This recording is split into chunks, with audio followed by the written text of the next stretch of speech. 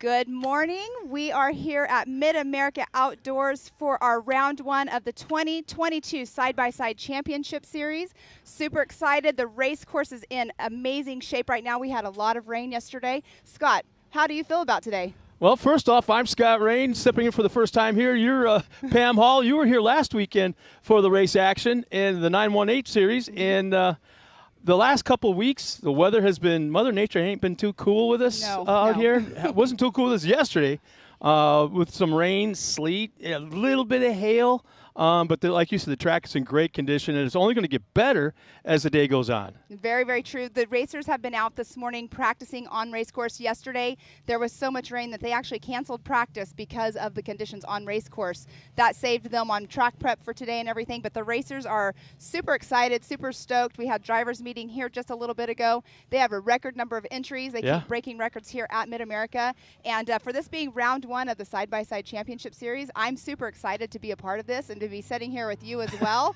We have lots of talent here. We will have Miss Tiffany Stone out doing drivers interviews as well. So we have a lot of exciting stuff going on for this season. There's so much to talk about. There is so much to that we're going to be announcing as the season goes on. The changes are daily, sometimes even hourly at this facility and with the series. There's so much going on. If you've never been here before, you absolutely, if you're any kind of an off-road race fan of any kind, bouncing, crawling, off short course. Off-road is a all-encompassing term here when it comes to ATVs, UTVs, trucks, buggies, bouncers. It doesn't matter. It's all done here. Every bit of it. Exactly. And then last night we were over at BMR, which is taking place, the big meet run. That was pretty awesome to see. I have never seen that ever in person, but there were so many spectators there. The racers were having a blast. It was just so much fun over there. Yeah. You, unfortunately, were not over there with us. I was here where it was warm. Well, you guys left me. I was here. I was checking things out. I was doing some homework and all that. All of a sudden, I turn around and look, and all I hear are crickets. I don't have a vehicle. Nobody's gone. Everybody's gone. I'm like, and I was here by myself till almost 10 o'clock, and finally you guys come rolling in. Oh, that was the coolest thing, and all. So I'm sure it's all on YouTube, last night's race action. Go to YouTube and check out what all took place yesterday.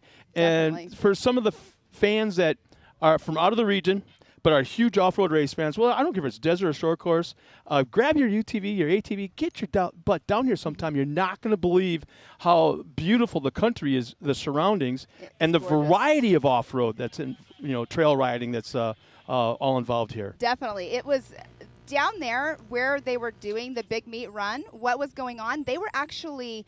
It's a river. It was.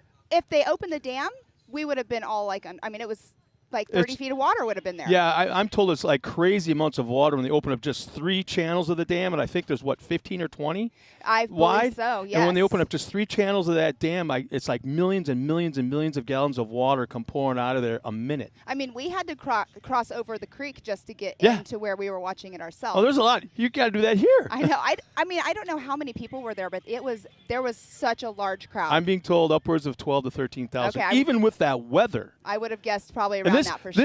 This is the Midwest version of Glamis. Okay. This whole area, I would get you to say, this whole 20-mile all-encompassing area between BMR last night, here this weekend at this facility, this is the closest thing to the Midwest Glamis I think you can ever categorize it as. That's a really good way of putting it, because Glamis is so much fun there and has so many different terrains there as well. But here, we have the short course that's going on today. It is going to be just under a 2-mile loop.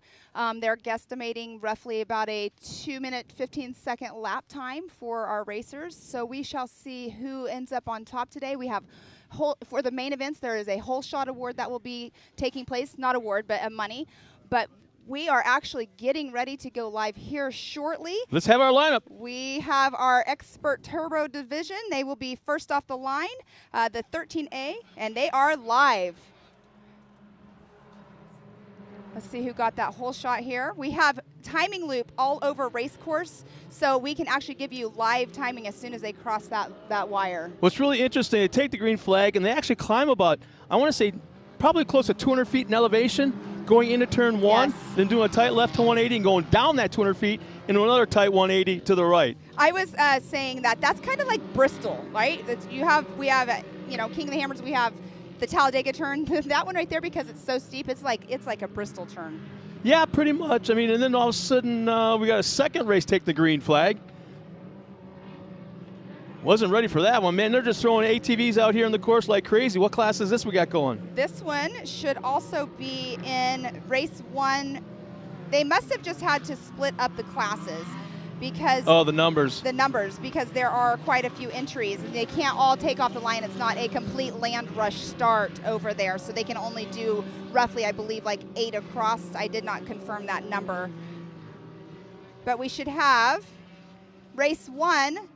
We have Homer Thornton. Yeah, Homer Thornton's out there out of Burleson, Texas in the 3P. We got Kewan Lawson from Columbus, Ohio in the number 3. Ian Lane from Columbus as well in the 13A. Jonas Fisher from Tulsa, Oklahoma in the 13. In the 14H is Harley Holland out of Tulsa. In the 43 is Justin Barub out of Sherman, Texas. Rusty Pipes is from really? Louisiana. From Bossier City, Louisiana. From Georgetown, Texas, Donovan Willis. Christopher Smith from Jacksonville, Florida. Ladson, South Carolina is a home for Caleb Edmonds. He's out there in a YXZ. That's, let's see, he's 31 years old and should know to put a number right there. But YXZ. Okay, Jeremy Farmer from Sapulpa, Oklahoma in the 222s. Mickey Schroeder from Texas on the K&M. He's in the 444s. The 479, Christopher Welch from Fayetteville, right down the road. He's in, he's 25 years old. Also, we've got from Northlake, Texas, Austin Braid in the 894, Eric Vaughn in the 809, and Kendra Hoop. She's from Broken Arrow, Oklahoma in the 917. Awesome. And we have right now, it looks like Mickey Schroeder is in that number 1 position, the 444 of Mickey Schroeder. So for starting, Mickey Schroeder started in that front line there, and then Harley Holland is in that 2nd position. Homer Thornton's in 3rd right now. Austin Braden's in 4th. Ian Lane is 5th position. Eric Vaughn 6th. Rusty Pipes is in that number 7 position, and Kewan Lawson in that 8th position. Is that his real name? Do his parents have that much of a sense of humor? And you knew he was going to grow up and be raised to be a racer. He had to be a racer, either that or a jalopy mechanic. Maybe, I don't know, but that is a great name. But for you watching at home, make sure you guys are sharing this live feed, the first time ever going on live feed here at Short Course at Mid-America. So it's all new to all of us here. Yeah, and we want to kind of like pre-apologize as well that there's going to be some speed bumps going on here. We don't have everything clicking the way we want it to, and trust me, by the time we get this thing taken care of, you're going to be seeing a TV quality broadcast, Definitely. Even with you and I on camera. Exactly. And so you didn't catch that right away, did you? I know. Now I got it. Okay, so they are doing, I believe they're doing 3 laps for their... No, this is a two race scoring format, much like motocross. Yes. A Moto 1 and Moto 2, but we're not calling it that. We're calling Heat Race 1 yes. and the main event. And it's the combined score of those 2 races will be the weekend's champion. Exactly. And I really got to throw this out there. Nowhere in the country is there a season total purse as large as this. These guys are racing for a portion of $375,000 year-end total purse. That is exciting. It's going to bring some exciting racing here. We have some big names that are coming here. The big names are only coming here for that purse because they just like racing. It's good seat time for them. But here's the thing. It's growing this sport. Yeah, if they come here and the guys here throw this kind of big-ass purse out at it, right? Uh-huh. And the big names come here and race this, they're going to come back. Right. Just like you and I are going to come back. Everybody... All it takes is that one time. Right. And you walk in. I don't know how many times I just stood by myself and kind of went, holy crap. And it's like a hook, line, and sinker. Oh, man, I dove into the deep end of the pool head first, no doubt about it. All right, this track itself is phenomenal. Yes, it is. And Harley Holland has taken that number 1 spot right now out of Tulsa, Oklahoma. So a local here. I wonder if they come trail riding here ever. You've got a good battle going on right there. Well, this is such a huge facility. While this race is going on, we've got people out here recreating. They're trail riding, So, I mean, we got somebody sliding in. Come on up here. We got Mr. Cody Martin. Come on, Cody. We're going to put you right here in the middle. Nice to meet you. Cody, how are you, man? Yeah. Doing well. I've seen you race. I've called your races before. There you go. Whatever side you want. But Cody, I mean, we were just talking about some of the biggest names in UTV racing coming here to race this place. Have you ever been here before? I have. We were Pro Turbo champions last year. Okay. Yes. What brought you back? The facility, man. Exactly. What we were talking about. Yes, the facility's amazing here. It is. I've got a family, and there's just tons of stuff for them to do, so I can convince Mama to come back. Well, the weather isn't quite conducive to it, but Right. while you're racing, you're wrenching, you and the guys, you're all full of mud and washing your rig, your mom and the kids are up there in the lazy river, in the pool, and relaxing and lounging. And Not this weekend. I think you're going, like I say, outside of the weather, margarita bar. Yeah. They're it's a little cold this weekend, but you never know. There's a ton of kids running around our little camp, and they were in the pool back home last week, so Oh, wow. they might be. Yeah, the kids don't care how cold the water is. They just want to don't. get in it. They don't. So what do you think about this heat race that just happened here? We have Harley Holland that just is in that #1 position. And Who we got? what do we have? We had Ian 18. Lane, driven. He's in third. Who we got? Trey Thornton. Justin. So Harley just took the checkered flag in that #1 position. So, and Mickey Schroeder's second, and Austin Braden in that 3rd position right now. Ian Lane 4th. Rusty Pipes 5th. Now, he was asking me, is Rusty Pipes, is that his real name? Do you know Rusty Pipes? I know Rusty Pipes. That's his real name. Yep. Oh, wow. Yep. Well, you see, I never know. Maybe we can clean him up a little bit, shine him up. Get a little steel wool. A little WD-40. So they just, on screen, they just went over that 80-foot tabletop that was built out there. Tell us about that jump. What do you think about it? It's sick. It's a floater. Somebody who I'm not sure who did the track stuff, but kudos to you, because sometimes when people build these jumps, they build them too small, and you have to like check up before you hit them. And that one, I mean, you got to hit it with speed to clear it all the way, and the fast line is to land on the downside. So it's sick. I mean, you got to hit it fast. Yeah. I was listening to, I think Kyle Chaney went out the other day. A couple drivers went out to give some feedback on the course, and they were saying how fun it was out there. Yeah. The tracks, I guess the easiest way to put it's like a mixture of short course, like fast, yet motocrossy with all the jumps, and there's a rhythm section in the back. Can you compare it to actual tracks that we kind of like relate to? Yeah, like up north stuff. Like I've been to Crandon and ERX. It's not as fast as those. Those I think have a higher average speed, but there are some sections. Like I think GPS last year we were hitting. It was like 87 coming under the finish line. So you still get up to speed fast, but there's a little bit more technical side of it over here with all the jumps and a little bit tighter turns, and it's just a mixture, and I love it. I think it's a blast. Well, how much of this right here, I'm pointing at the purse for the season, how much of that is the reason why you're here? Have you ever seen anything so big for UTVs? Is that not crazy? $375,000. That's amazing. I've never seen a purse like that in any short course racing. Yeah. I wish I could take $375,000. So does Mama. Yeah. No, last year the pro classes, I think they gave away $25,000. I won the Pro Turbo, and then Kane and Baker won the NA class, and Visions last year, they gave away a ton of money. I think it was like $200 and something thousand just at that one event in one weekend. We were here for 7 days, and they had all kind of stuff going on, rock bouncing and monster trucks and bull riding. And the guy got shot out of Yeah, I was going to say, at the shop, some guy.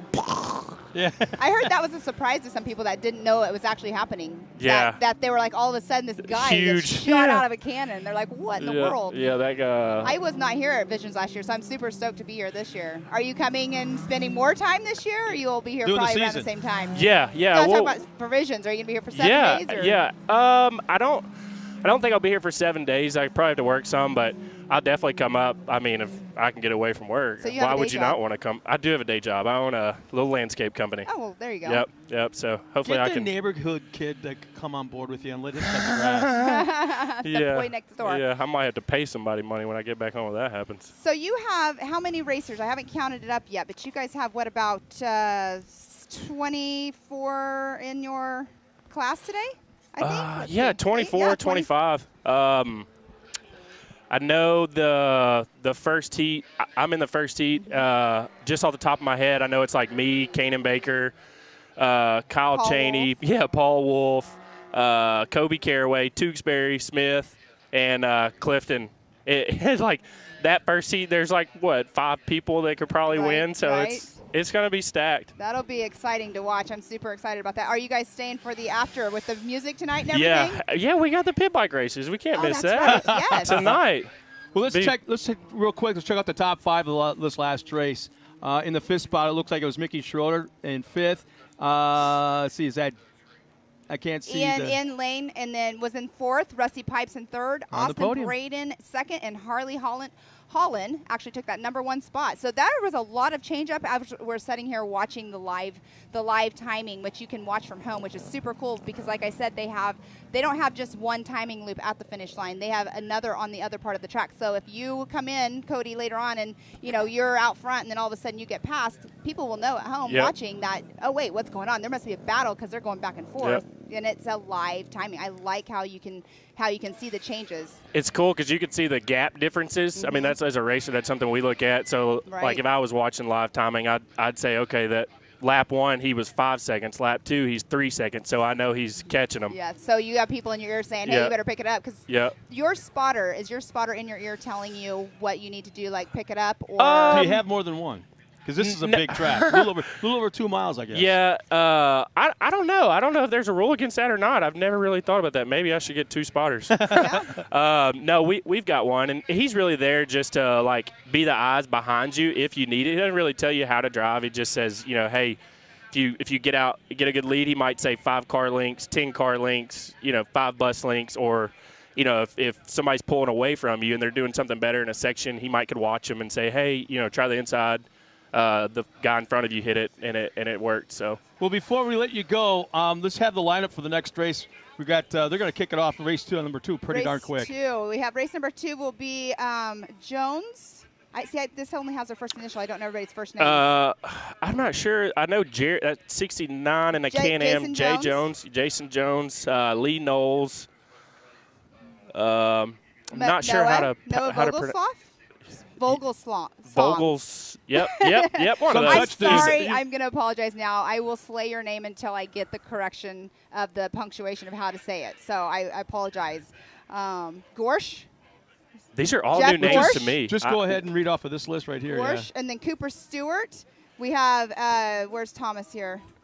Katie Thomas. Here, I'll start all over. We have Aaron Holden, Morgan Vanover, Zach Vector, Noah Vogelsong, Sean Murphy, Lee Knowles, Jason Jones, Kyle Arkenau, Grant Stevens, Katie Thomas, Stephen Meckel. Sorry, guys.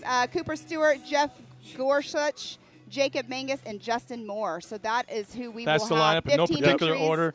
Again, it's a 4-lap heat race, I believe they're 3. 3 laps. I think they actually, at the drivers' meeting, they changed it because the track this year is a little bit faster than last year. So I think they upped it for the heat races to go 4.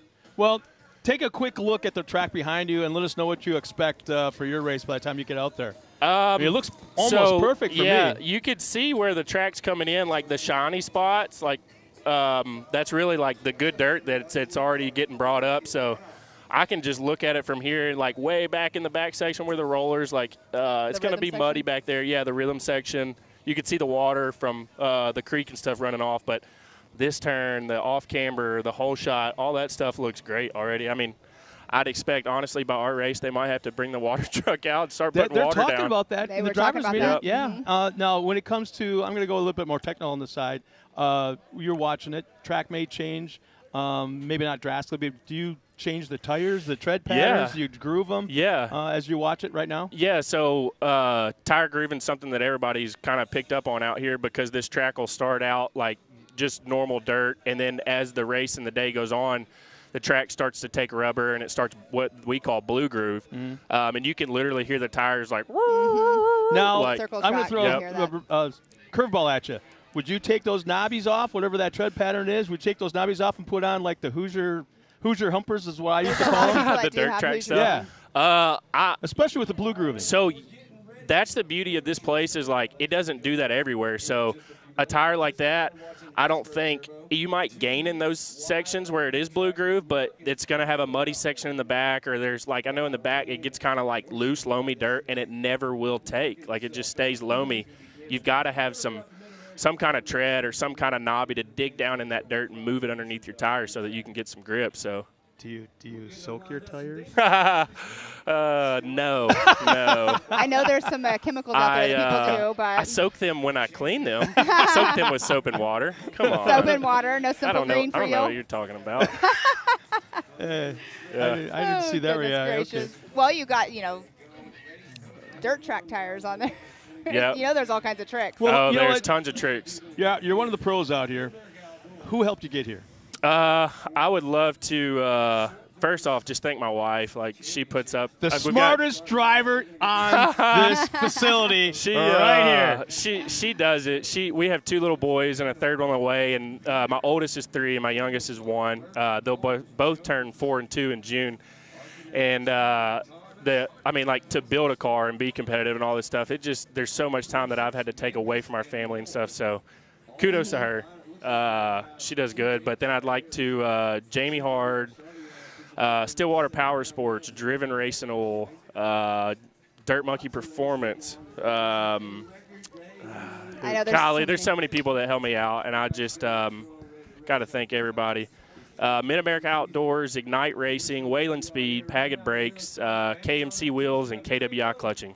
Awesome. It's part of the package. Here we go. Next Race off 2. the line is race 2. This is our amateur turbo division. Let's see who got the whole shot. Oh. A little bit of a sound in blue and black Can-Am.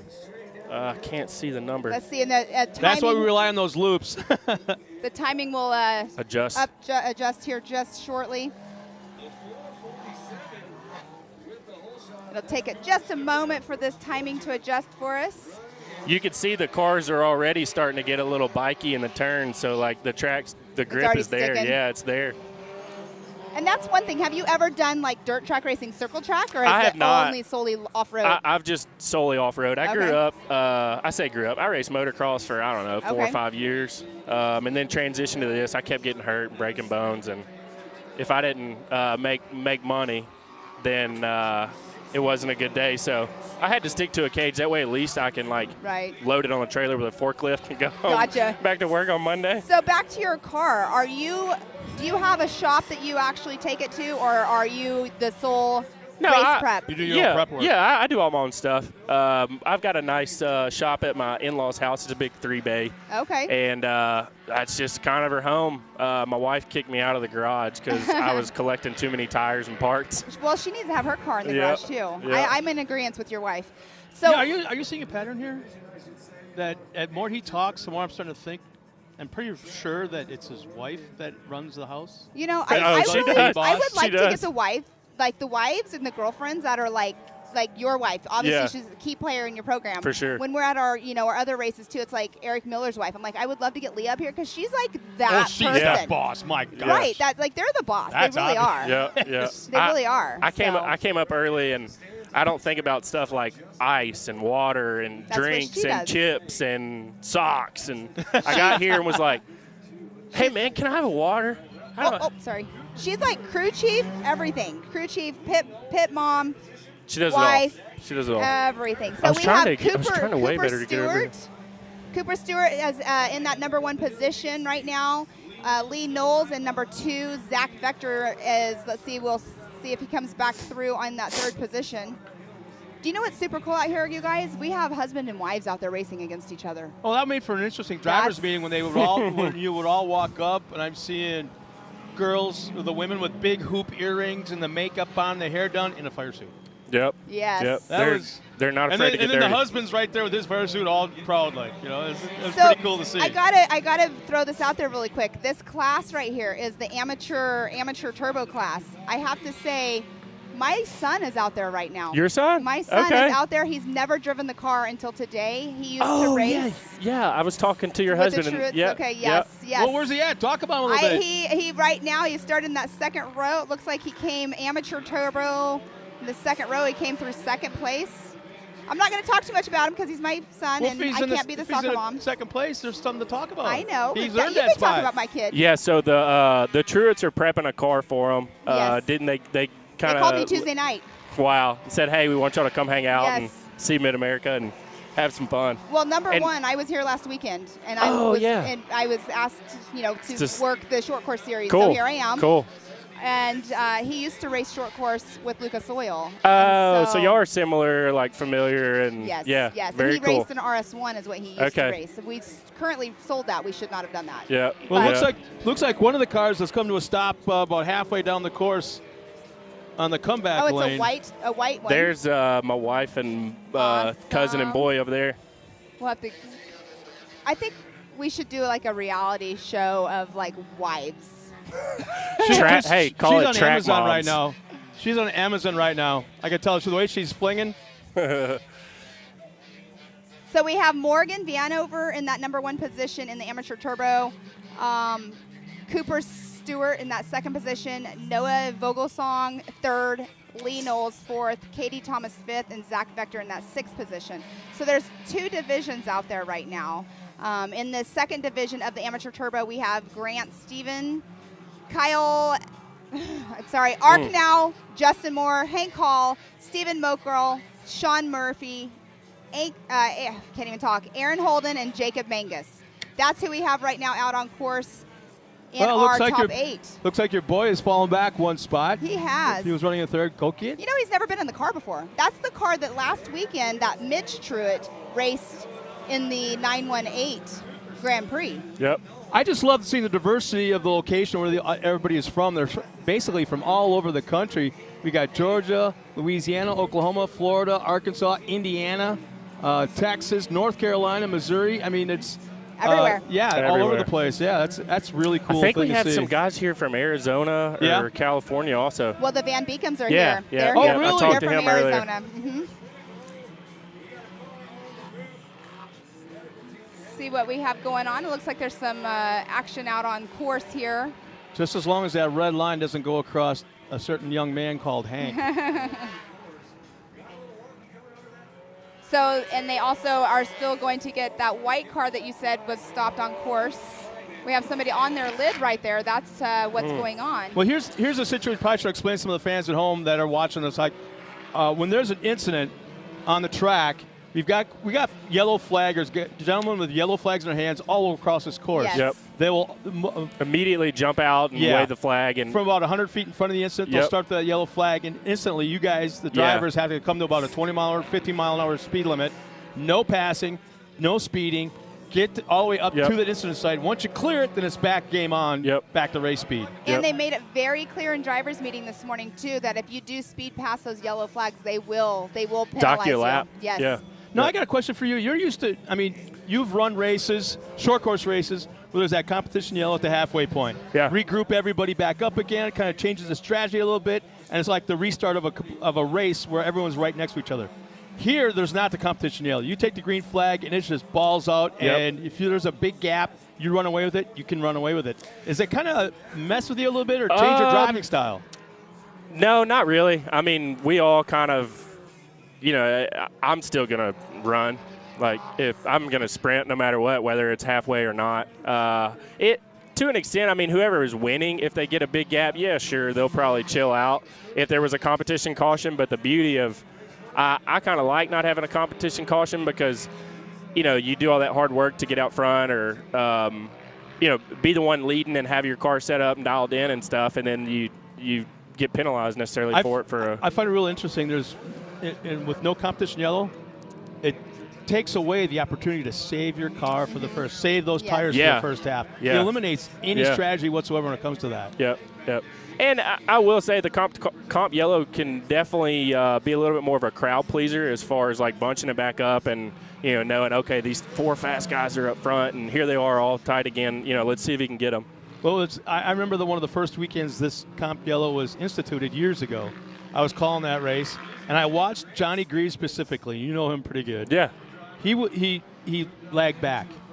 He was on the verge of going a lap down. The leader was behind him. He was on the verge of going a lap down when they took the competition yellow. Okay. He went all the way around, assumed last, the back starting position.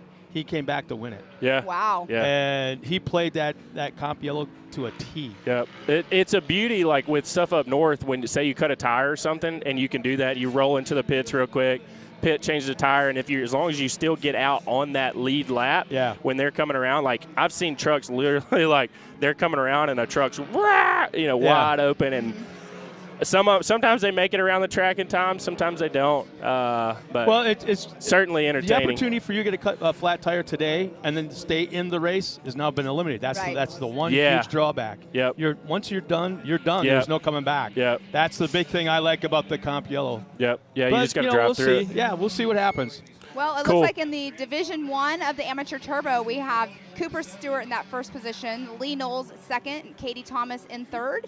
And then we have in the Division 2 Amateur Turbo Grant Stephen first, Kyle Arknow in second, Stephen Mockrell in third, Jacob Mangus fourth, Justin Moore fifth, Hank Hall sixth, and Sean Murphy in seventh position. How old is Hank? Hank is 13.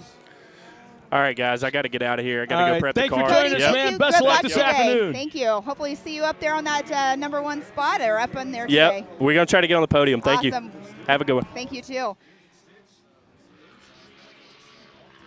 Here shortly, we're going to go see Miss Tiffany Stone down in the pits. She's going to go talk to some drivers.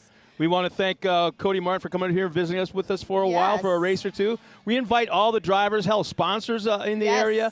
Come on up and we'll get you up on the live stream. But with all the action that's going on, like you had mentioned, as soon as all the cars clear the track, Tiffany Stone will talk to our winner, trackside, in just a moment.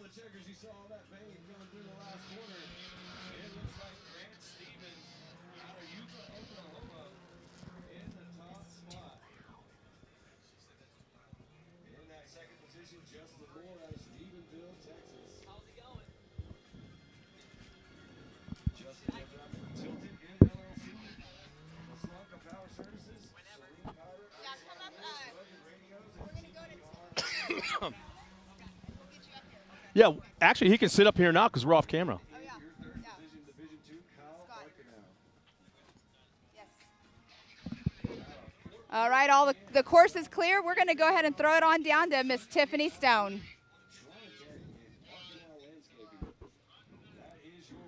Fastest time over here. How are you feeling? How's the track working out right now for you? Pretty good. This is the first time in a short course car, so I'm used to woods racing, and with these bigger tires, I'm used to how they work, and the mud is kind of my thing. It obviously worked out in my favor today. And talking about mud being kind of your thing, how difficult is it to drive a short course with mud, especially when you come from the woods? Coming from the woods, it's actually a lot easier. I'm used to deep holes, deep mud, dodging trees, but instead of dodging trees out here, I'm dodging people. Awesome. Well, I like it, Cooper. I'm going to let you get back to where you got to go, and good luck in the main. Thank you.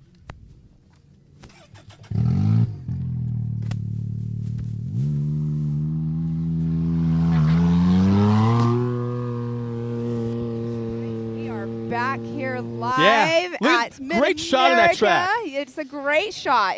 This track's pretty awesome. I can't wait for midsummer when the grass is green, the leaves are in the trees. It gets give it a whole different perspective. I mean, that is going to be a gorgeous shot right there. Plus, we've got sponsors coming in on a weekly basis, checking this place out, wanting to come on board.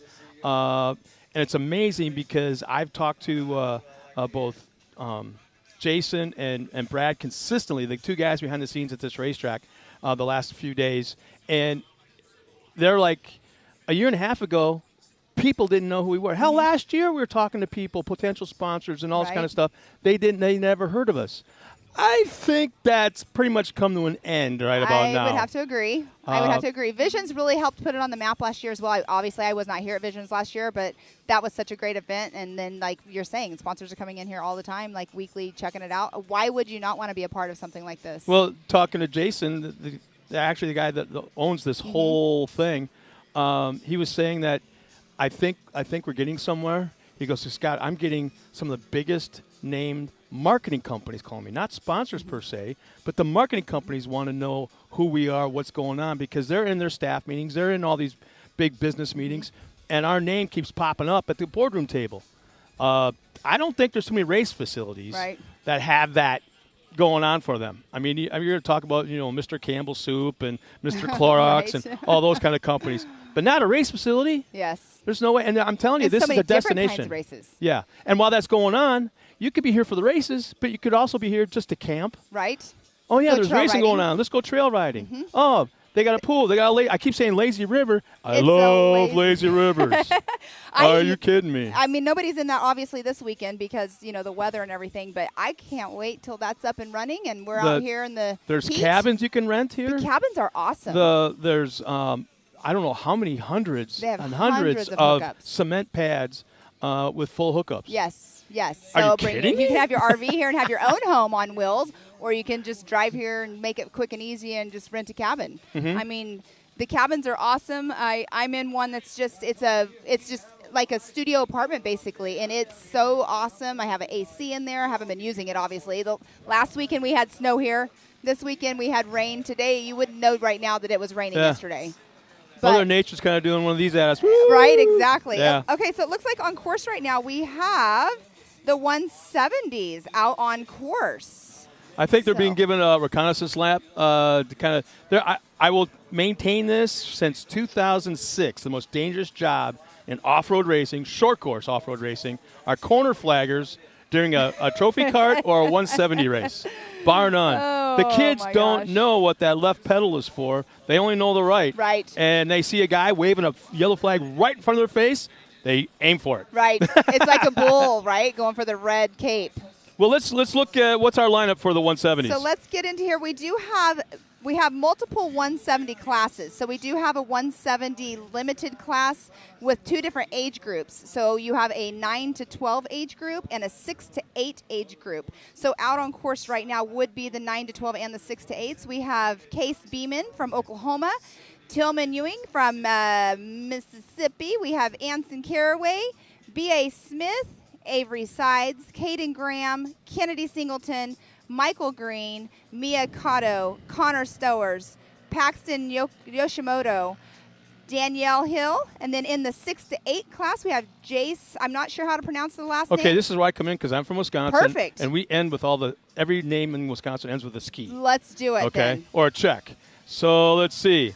Out of Collinsville, Oklahoma, is number 7 of Jace Bushecki. Luke Anderson's in number 11. He's out of Claremore, Oklahoma. Out of Stroud, Oklahoma, is Tanner Thompson, the 21. The 47Y is Maggie Flores out of Houston. Whitney, Texas is the home for the 63 of Code St. Peter. In the 86 from Georgetown, Texas is Harper Willis. Blaine Singleton from Coweta, Oklahoma in the 98. And we got Bear Medlin. I like that name. Bear Medlin. That is cool. Bear. He better be like a big kid because that's how, But Bear Medlin's out of Grove, Oklahoma, from right down the road, basically in the 113. And in the 135, Bentley Fagan from Skiatook, Oklahoma. And in the 16-year-old, the 68-year-old in the 170s is Camden Ledbetter out of, okay, now when it comes to naming names is one thing, but towns. Ulaga, Oklahoma, in the 356. So we're just a few moments away from the start of the 170s. A couple different age brackets, and let's see. You can see on camera right now. It's a land rush start, but it's like when we say land rush, we picture right away Crandon. If there's 20 cars wide, they'll be 20 wide at the start. Mm-hmm. If there's 40 cars in the race, they'll start them all the way out. If you remember that tight 180 that's right there, yes, at the starting line. I've been in at one time. I rode with somebody, with a friend of mine that was in what was called at the time the good old boy trucks. Okay. And it was basically one shock per corner, a roll cage, have at her. And he had a pretty fast truck, so I rode with him. And I'm sitting there, and I had a couple of minutes to think about it. I got the helmet on, I'm strapped in, and I don't know why, but I kind of reached above my head, and my helmet was higher than the roll cage. Oh. I'm like, okay. That's kind of what I thought. I'm like, oh, whatever. Kind of one of those deals, right? And I'm looking at up and down the line. I can see 42 trucks were in that race, and they started them 42 wide. Mm-hmm. And I think the last 7 or 8 were actually behind the tree, pointed in the right direction, but behind the tree, pointing to turn 1, and they're still getting lined up. But anyways, they threw the green flag. We're taking off. I got my hands in the belts. I'm hanging on. I'm like, it's kind of a smooth ride. I'm kind of looking beside. I'm like, dude, we're in second going to turn 1 at Crandon. Cool. And for a split second, I was like, cool. And then I'm like, oh, hell no. Don't slow down. Don't slow down. And then we hit the first jump. Oh, my God. 1 shock per corner in a good old boy's truck at Crandon at speed. Did your head hit the top? No. but my butt sure hurt after that first I can jump. imagine. Then we go around the start-finish line, and the flagger's right there with how many laps remaining. I think it was 13. I'm like, 13 more laps. Oh man. Goodness. But he did real well up until the last corner, or the last jump before the last turn before the finish line. Okay. And broke a drive shaft. I was out of that truck and holding my butt all the way back to the pits, and I walked the whole way, and I didn't care. You know what's crazy about Crandon is, like, I kind of, like, look at our race here last week in the 918 race. It's not super, super rough, but it's so hard on the vehicle. Like, you're breaking drive lines. You're breaking – out here we had so many flats last weekend. I mean, of course, on short course we will not have that, hopefully, just because it is just a little under a 2-mile loop, and there's not a lot of rocks. There is gravel out here. So that first turn that they go where the whole shot takes place yesterday or day before when they were practicing, you could hear the gravel hitting underneath the car. Oh, yeah. Go, ding, ding, ding, ding, ding. Well, Crandon used to be really, really rocky. Okay. Real rocky. And when the trucks came down in front of the crowd, or even the buggies at the time, you'd hear the ting, ting, ting, ting, ting, ting, ting, ting, ting of the rocks hitting the roll cage. Right. And I remember, Brendan Gaughan, that name? Okay. I was interviewing him for ESPN2 after his race, and he had a stainless steel screen right behind the driver's seat to protect the radiator. That's where the radiator was located. Okay. Well, after his race, I'm talking to him in Victory Lane, and I happen to, as he's talking, I'm looking inside the cockpit, and the green flag is out. We're underway. 170s, two different age brackets, but they're all running together, taking the green flag, and they don't go up the hill. Exactly. I was going to say, if you notice, they actually are not going up the hill. These little guys, the 170s, I mean, they could make it up there, but it would be hard on those cars, and definitely slow going up that hill. Early this morning, they never would have made it. See, and if you look at it right now as well, they are cutting out the back section where the 80-foot tabletop is, also where like the moto rhythm section is. So they are cutting out a lot of areas of the track for the 170s, just because they can. I mean, if they were to do a almost 2-mile loop, it would they'd have to stop and fuel. You got anything you want to paint? Well, here's the thing. It's an abbreviated track. These are slower cars. I'm not sure what the rules are when it comes to the youngest of the 170s, but they're on the slower side. They are. The soccer moms in the world. They are. That's. I'm sorry. Nope, you're fine. Still getting some volumes going good. Yeah, everything's good with me. Yep, I'm good. So it looks like Kennedy Singleton has got the point right now, followed by Anson Caraway, Avery Sides in that third spot, and Connor Stowers running fourth. Paxton Yoshimoto is running the top 5. And that's in the Division 1. Yeah. In Division, actually, it's the same age group, but they started them. I guess they didn't want to put 15 cars or 12 cars in the same. I'm wondering if the division is like the line. Yeah, I'm not sure. They both say 9 to 12. We got to apologize. We're looking at scoring as appears on our laptop. So, anyways, it's Tillman Ewing in the 06 out there in Mississippi. Caden Graham out of Oklahoma is running in that second spot in the Division 2. I think Division 1, Division 2 is how they started. That's what they're calling line, it. Yeah, I'm thinking. So I could have misspoke. I thought the 9 to 12s and the 6 to 8s were going at the same time. But obviously, as we can see, they are not. And when we look at our entry list, but we do have 12 entries in that 170 class, age 9 to 12. Well, here's the thing entries. here's the thing about this class. We started to talk about it. That's a little bit. Yes, it's a little bit on the slower side.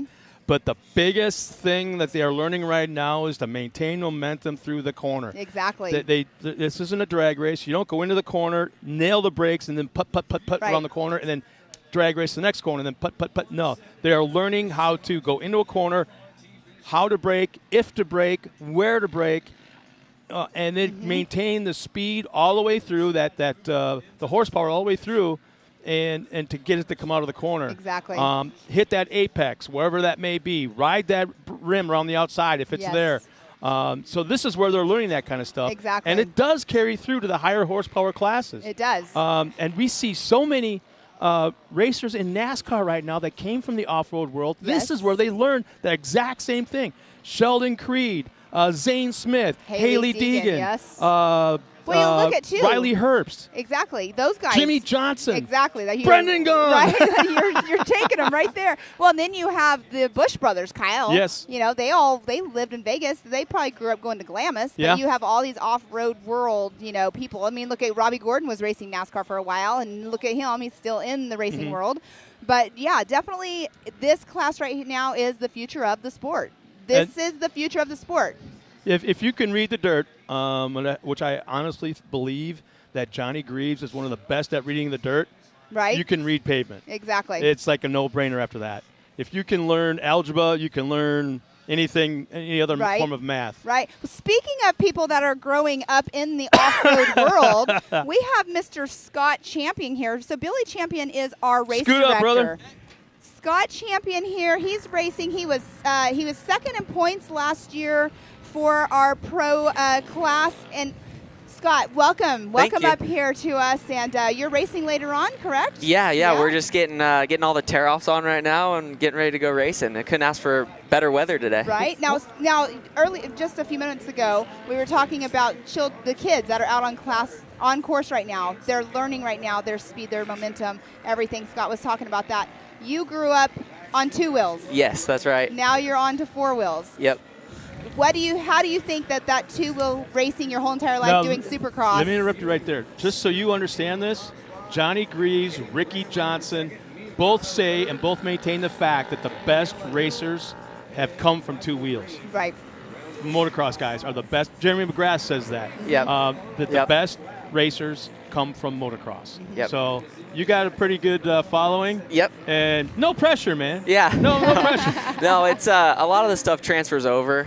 Setting up the car and traction and all that stuff kind of transfers from 2 wheels because we're always fighting that. But last year was my first season and we ended up tying for first place. So hopefully we can win that this year. Right. Now you tied for first place with points. But the only reason why you ended up second was because you didn't have as many wins. Yep. So Cody Martin had a couple more wins than me, so he ended up getting it. But we had some good battles, and I'm sure we'll be doing that again today.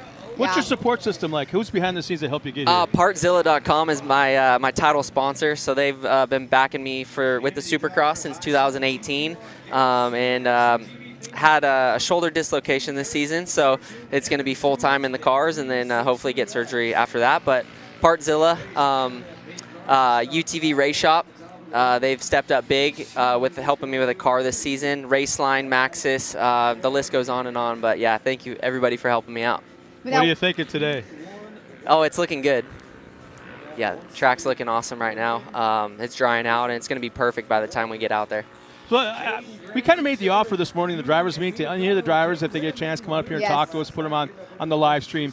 But I can't help but think we kind of gave them an under-the-door kind of way to cheat a little bit. Nobody gets to see the track better than us up here, and that's why he's here. Yeah, he can look at the track. Oh, yeah. It's a true story. You can see everything from up here. That is true. So we have a few cars that are finishing. So it looks like right now in our top spots, we have Kennedy Singleton that came in first place, Avery Sides second, Connor Stowers in third. And then we have Anson Caraway fourth, Paxton Yoshimoto fifth, B.A. Smith in that sixth position. That is in the Division 1 of 9 to 12. And then we have the Division 2, Caden Graham, Tillman Ewing, Mia Cotto, Danielle Hill, and Michael Green. And right now it sounds like we have Miss Tiffany Stone. So stick around here if you want to, Scott. Cool. And Miss Tiffany Stone, who do you have for us down there?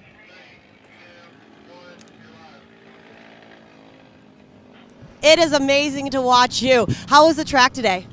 It was good and fun, just a good track. And talking about that, how excited are you to get that checker flag, the first in this heat race for you? It was fun, and I just wanted to do it all the time. Awesome. Well, you're going to get another chance to do it. You got the fastest time. Good to see you out here. We're going to see you in the main. Good luck, okay? Thank you. Thank you, and back up to you guys. All right, and we are back live here. Scott.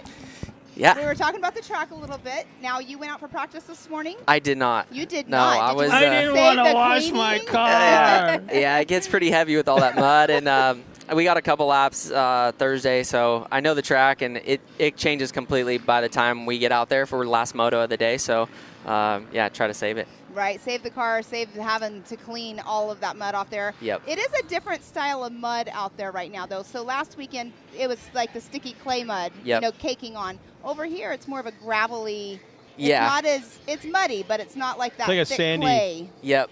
Yeah, the dirt out here is it's really good. It handles the rain really well, and it gets pushed off, but you got to stay out of the muddy stuff. That slows you down quite a bit coming in and So out. while you're up here playing Mr. TV Hollywood, who's back in the pits taking care of your ride? ARD has stepped up big this year, so that's who we're racing for. And man, they've been nonstop the last couple months getting the cars ready, and we got a big group over there. So you'll have to make sure to keep an eye out for ARD Autosports. Okay, we will do for sure. So what is your strategy going in today? Get a good start. That's obviously the main thing, to get out clean and not have to pull too many tear-offs right off the bat. But and then just keep it on 4 wheels. You can't win the series today, but you can definitely lose it if you DNF or have a couple bad races. Do you have a favorite obstacle out there on the track? Yeah, or they built this 80-foot tabletop out there. So you're like the second guy already that's already said that, and you're the second guy up here. So I think it might be unanimous. Yeah, that's a really cool change this year, and it'll be interesting. It's a big jump, and you got to really put it to the floor to get over that thing. Yeah, we were told that you can baby it, but that's not the fast way around. Luckily, they can keep it to the floor, clear it, and that's the fast way to do it. Yeah. If you can keep it to the floor and get those all 4 wheels over that, it makes the next drive a lot better. But if you land on top, it kind of bucks you, and then you kind of got to regroup. Jars your whole body, too. Yeah. Are you going to be here for the whole season? Yep, I'll be here every race. You're chasing that $375,000? Yeah.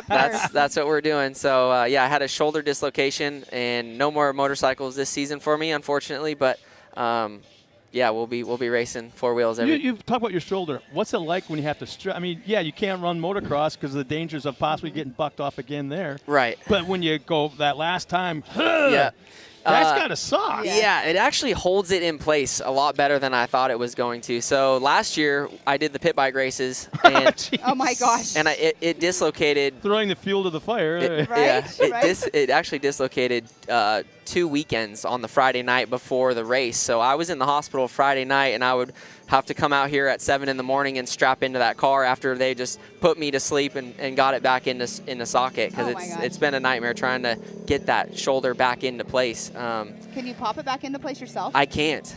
I've tried everything, and everyone's like, relax, just breathe. I'm like, I'm so relaxed right now, it just won't go in. So my cousin Tyler actually is the only one who has been able to get it in, and we drove out to California for Anaheim 1 Supercross, and it popped out first practice I did out there, and I called him, and he met me in the parking lot and popped it back in, and everyone's like, gosh. I'm in my full motorcycle gear, so it was kind of crazy. That sounds very painful. It was very painful, yep. I don't know if I would want that to happen.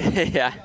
Oh, well, cool. It looks like you're going to have to get back to your car. We're getting ready to start our 176 to 8-year-old class. Cool. So when you have little ones one of these days, you'll probably end up doing this kind of stuff, right? Yes. Oh, definitely. 2 wheels more than likely, though. For sure. But good luck today, and thank you for coming up and talking to us. Thanks for talking to us. Thank you guys for having me. I appreciate it. Perfect. All good right. luck. Cool. Thanks. Thank you. All right, so this is going to be the 176 to 8-year-olds.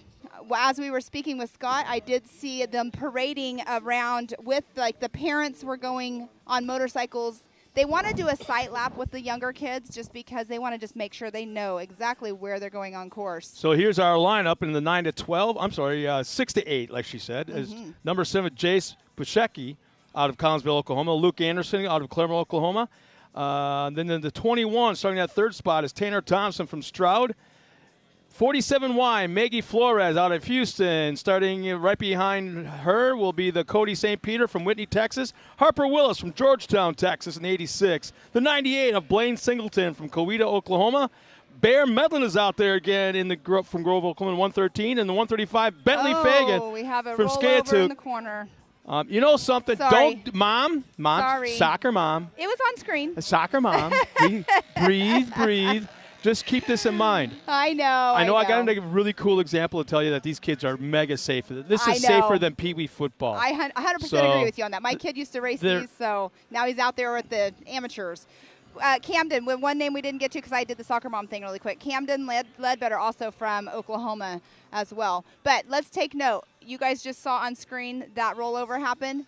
They're back on its wheels. The safety crew, right on it. Amazing safety crew around this race course, making sure all of our racers are safe. They're on different parts of the track. They're not just in certain areas. Yeah. They are all over the race course. They want to be able to get to these racers as soon as possible.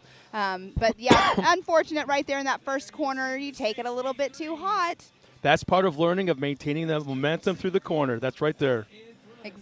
Now, the story I had to tell you is the first time ever that trophy carts ever raced. We had, I think, 6 or 7 cars, right? Okay. This was down in San Diego at a race. And there was a major apprehension from a lot of people about bringing little kids into a short course race like that. Well, we had a special track for them, a little bit of a tabletop right in front of the crowd. They take the green flag. They take off. Everything is cool. They hit the first tabletop, and one of the kids, nose, tail. Not barrel roll, but nose, tail. And the place went silent. Just absolutely silent. Everybody was freaked out. The kid crawls out of the car, stands on the door because it's laying on its side, and throws his fists in the air. That's awesome. And the whole time this is going on, Mom is almost passed out, laying down on one of the benches in the grandstands. And about 5 minutes later, she's still laying down on the benches, and all the friends are around and all this kind of stuff. And here comes the kid. Oh, my gosh. And he looks down at Mom. Mom, wasn't that cool? And she's like, no. That's so funny. Well, funny and not all in one. And you might know the name. Rodrigo Ampudia. Oh, yes, I do. Now he's big Baja trophy truck racer. Yeah. All right, so coming through we're on race number 4 currently. That Cody St. Peter is in that number 1 position out of Texas. Tanner Thompson in that 2nd position out of Stroud, Oklahoma. That Camden Ledbetter, who is right now in 3rd position, who started dead last on the line, even though it was a land rush start across, is in that number 3 position out of Oklahoma. Then we have Luke Anderson in 4th. Also out of Oklahoma, Jace how did you say that name? Busecki. Jace Busecki, 5th position.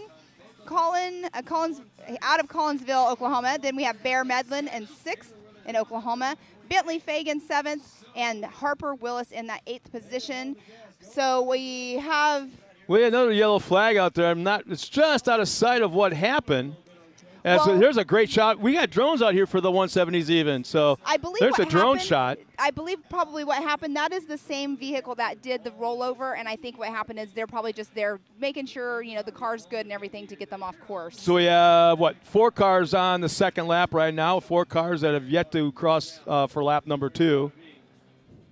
And Jace moved up from that 5th position. Camden Ledbetter moved down to 5th.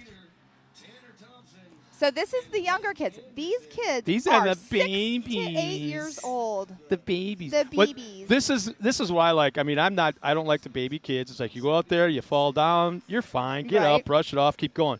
If the mom runs at him, oh my God, are you okay? Then the kid starts crying. I know. And this is let the kids be kids. Yes. Let them be kids. And they're out there having fun. And what's interesting, don't be out there banging at each other, maybe even rolling over. After the race is done, they're the same kids out there playing Frisbee or flashlight tag tonight around the pit area. Yep, or riding their bikes around. Exactly. And that's what I love about this facility. It provides that opportunity for that kind of a family environment. Well, the only thing I just said that, too, about the kids riding their bikes around, they're actually not supposed to be riding around unless they have an adult with them here. That's a rule of the park, which is really good. We were discussing that last weekend here at the races. So, the kids can do whatever they want, but, the safety of this park is amazing. Like I just said, they want, an adult with them, so they can't just go off riding their bikes like a lot of parks they end up doing. But it looks like Cody St. Peter just came through in that number 1 position out of Texas. Number 2 position, Tanner Thompson out of Stroud, Oklahoma. And that's the only 2. Now, Luke Anderson. Not a bad little battle for that top spot. Right. Now, again, this is heat racing. 1.5 seconds. Well, he could see the leader. Yeah. And that's. You're chasing the tail. Yeah, I'd rather chase than be the leader. You're chasing the tail of that car. Oh, look, a little bump right there. Bump. You're a mom. You raise the kids to be nice to people, and if somebody's come up alongside you, in the grocery store, let them through. Be nice, hold the door open, and that kind of thing. There's a fine line of trying to get them to forget that on a racetrack. I know. And we kind of just saw that a moment ago, and one car was being kind of pushed off to the side in front of a flag. that car kind of lifted a little bit and let the other car by. No, you don't do that. Well, especially with open wheel racing. Open wheel racing is a little bit different because the tires they hook up so quick. And even in these little 170s, even though they're just a tiny car, they can hook up and they can tumble, as we saw. I'm not sure who it was. It must have been Camden Ledbetter because Camden never came Hasn't through. scored after lap 1. Yeah, so the checker flag is out, and Cody St. Peter will take the win out of Whitney, Texas. Tanner Thompson will take second out of Stroud, Oklahoma. Currently still in that third spot is Luke Anderson. Jace Posecki out of Collinsville right behind him.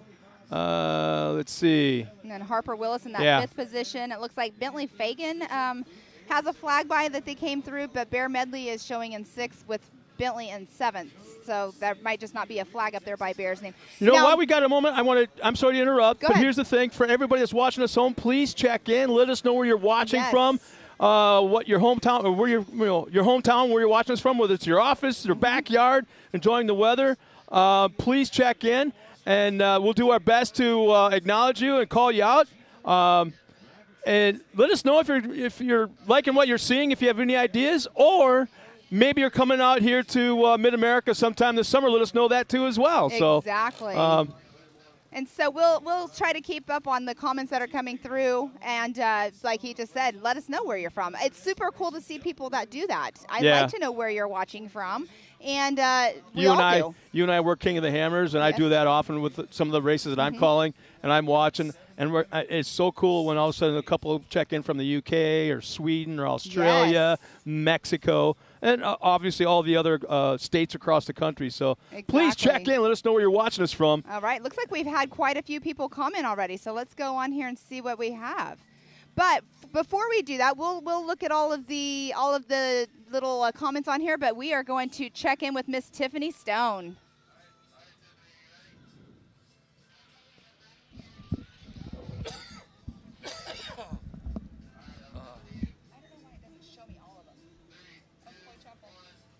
All right, Tanner. Tanner, that was a great job out there. How's the track looking for you? Good. It was pretty muddy. It was good and muddy. It looks like your tear-off's got some mud as well. Well, I know you've got another race coming up. You're looking forward to it, aren't you? Yeah. Awesome. Well, I'll let you get back and get ready for that, okay? Good luck. Thank you. All right, back up to you guys.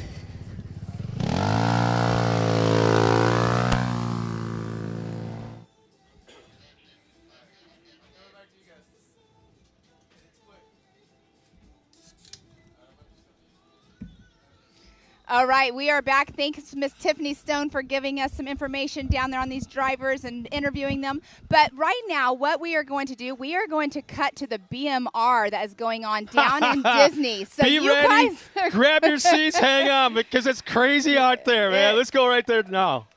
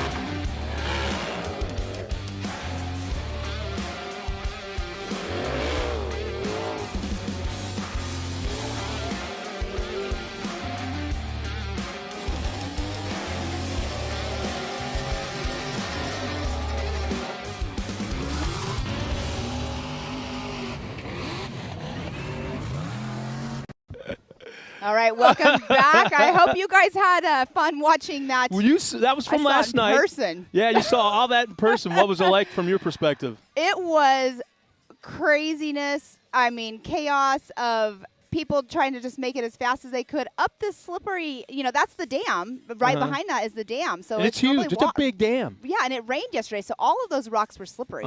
And so what they would do is it was like a drag race to see who could pop up on this ledge, and it was like slated rock, right? And then so they had to get up to the top, and then they went right, and then they made like a horseshoe down to the finish line. So it was whoever made it to the finish line first. This is why I love you. You talk about the racing side of things. I want to know about the social side of things. The social side of things was, you had people, I did pay attention to that. So you had people that were, they had campfires going. People had their music going. Because some of these, like over here to the right, you guys can't see it on screen right now, but there is a Polaris RZR sitting over here with mud tires on it. I mean, I don't know how big that is. Skinny tractor tires. That thing's taller than my truck. That's all I know. But they put so much money into their stereo systems. So you had all kinds of side-by-sides with their, stereos blasting. People were having a good time. And it was freezing cold out there. So the people were having fun. You had kids up on the back of, the trucks. They were dancing to the music because it's entertainment. So much entertainment out there between the music, the BMR, competition, and then all the people. It was kind of like a mini Burning Man. Burning Man, Glamis, Mini. Woodstock. It was all of the above. Yeah. And here's combination. The thing. What they call it still confuses me.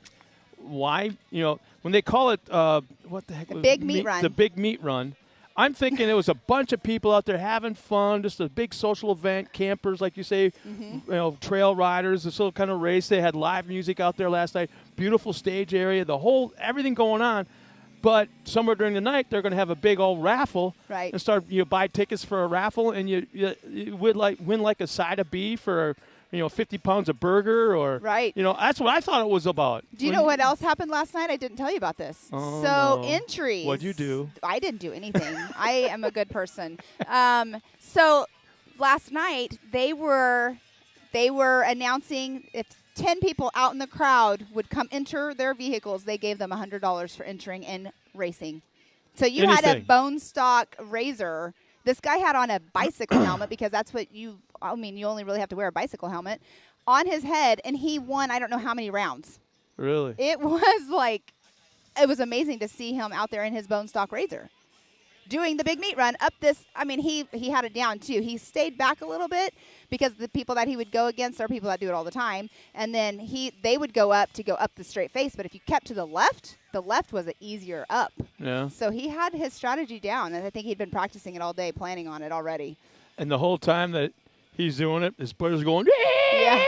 And his wife is in the truck probably like on Amazon. What do I have to buy now? Where do we get the race cages now? No, it was a lot of fun. Like I said, a lot of entertainment. Like it's been going on. I don't know for how many years the big meat run has been going on, but it's been around for a while, and it's going on right now. It's in fact, free. You don't have to pay to go enter. There's camping there. There's camping there. I saw people in tents on the side, like as we're driving out on the side of the road in the woods, and it was funny because I went over there with Tiffany Stone, and as we were pulling up to park, you're looking into the woods, and it's like a swamp, right? You got these big, huge water puddles. These two guys, we thought they were stuck trying to come out on their quads. No, they turned around and went back through the puddles doing it again. Because they were just doing it again. Because it was cool the first time. It was so funny to watch all this. I'm not used to all that, so I was taking it all in. It was so much fun. I'm sorry that you did not actually go, but it was freezing cold. But it definitely was good. But let's check in with some people from social media. We had John Arnold. He was like, Cody Martin's a fast man. Of course. Brian Gordon. So Brian Gordon made the track, is what Carol Cooper is telling us. Hey, let us know what location, where you're from, what state, what town. All right. Yeah, in fact, there was a question there about the bouncers in the big park, at the other park. Yes, they'll be out there. Yes, they will. They're doing a lot of filming out there today. We have. I don't think it's live streamed. I could be wrong, but I don't think so. But I know they're recording it. Yeah. So it'll probably be part of videos that we'll be getting for right here. All right, so right now on track, we have our 170 stock class. So we have Westland Coates out of Oklahoma, Rossi Thomas out of Arkansas, Ryder Thomas out of Arkansas, and they're 6 and 8 are their ages, so that must be brother-sister. So we have Caroline Ewing out of Mississippi, Carson Summerfield out of Kansas, Oklahoma, Caden Vanover out of Oklahoma, Heston Hess out of Texas, Paxton Shamblin out of Texas. We have a lot of Texas and Oklahoma. Of course, we're mid-America here. Easton Helms out of Texas. Bear Medlin is now in the 170 class again. Hattie Cowan, Blaze Medlin, Carson Hill, Atlee Yoshimoto, and Danielle Hill. I like this.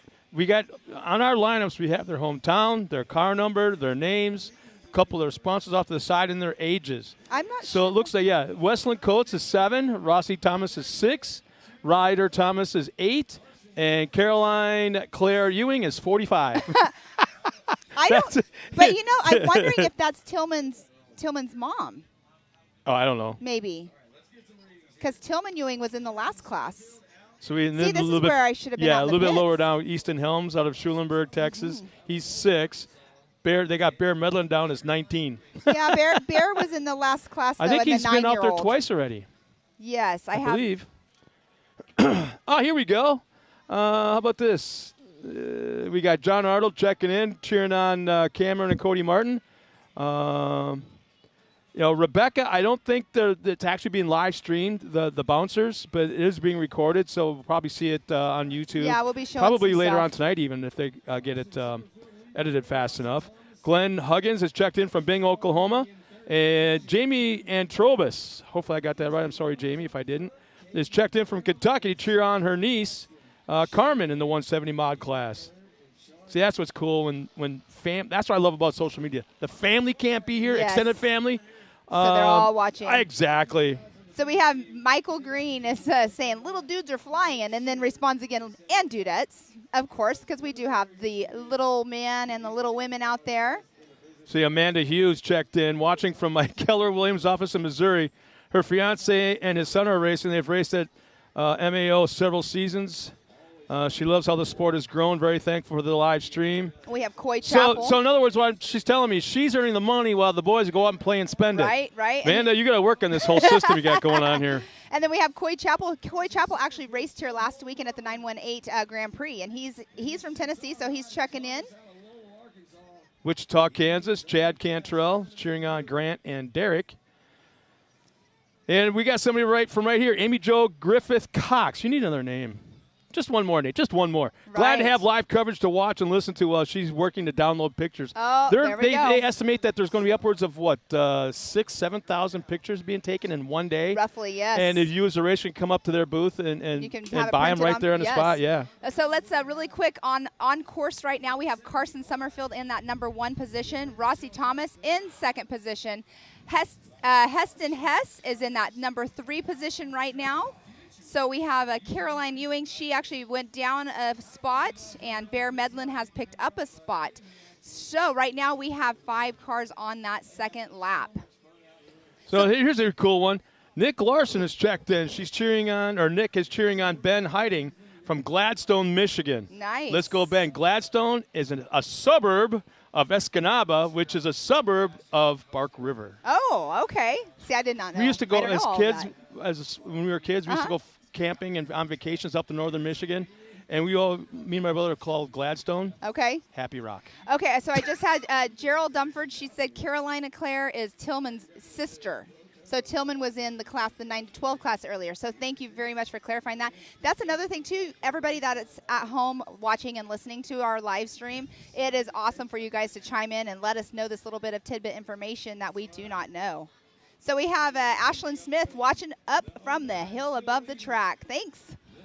I love that you're watching the live stream and the real in-person race. It's awesome. Yeah, she's waiting for B.A. Smith. What does B.A. stand for? B.A. Smith, that is. Yeah. B.A. Smith was in the last race. But B.A. I don't know. Is that like that tattoo that's on Miles'? Oh, I don't know about that one.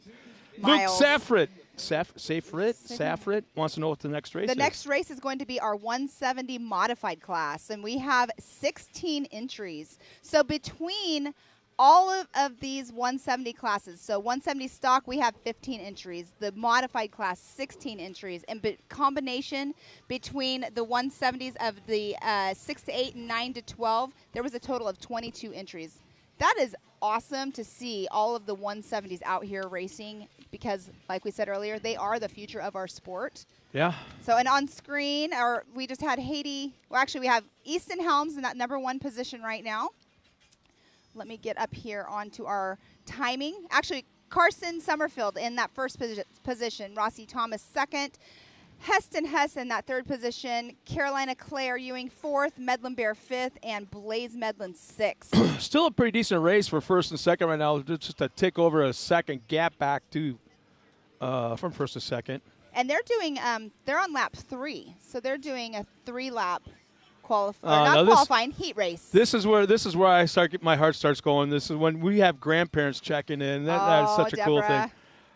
Charlie and Shirley Smith watching from Arkansas, cheering on B.A. Smith. Also Deborah. Oh, you're gonna. So Shirley Smith, what does B.A. stand for? Can you chime in and let us know what that abbreviation is for? Let's see, Deborah Constantino Parker.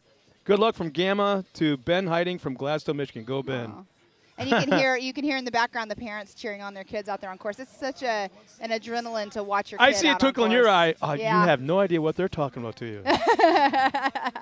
So Rossi Thomas just took the #1 position. Carson Summerfield in 2nd position with just a little over a 2-second difference between that #1 and #2 yeah, position. Rossi is I'm not sure if it's Thomas Rossi or Rossi Thomas. It's hard Rossi to tell. Thomas, yes. Yeah, he's actually pulled away in this last lap.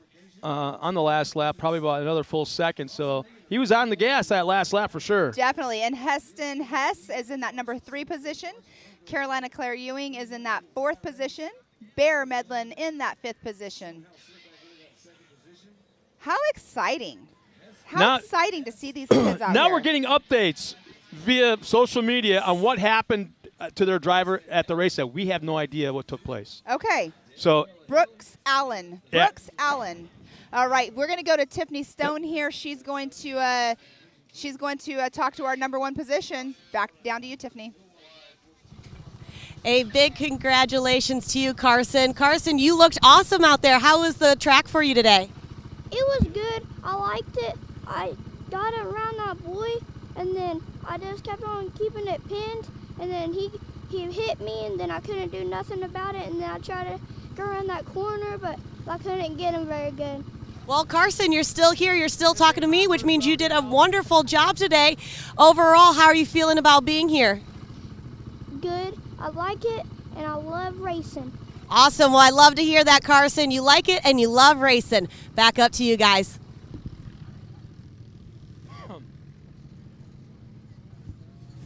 And thanks so much, Tiffany. Once again, we're kind of like watching what's going on the screen, and then also checking in with the people who are tuned into us. Great job, Tanner Thompson from great grandma Linda in Stroud, Oklahoma. Also watching from Tennessee, Linda Carter. Awesome. Is it Superwoman? No, Wonder Woman. Wonder Woman. Who was a former Miss Mint, which we have Miss Mint here this weekend working down in our tech area.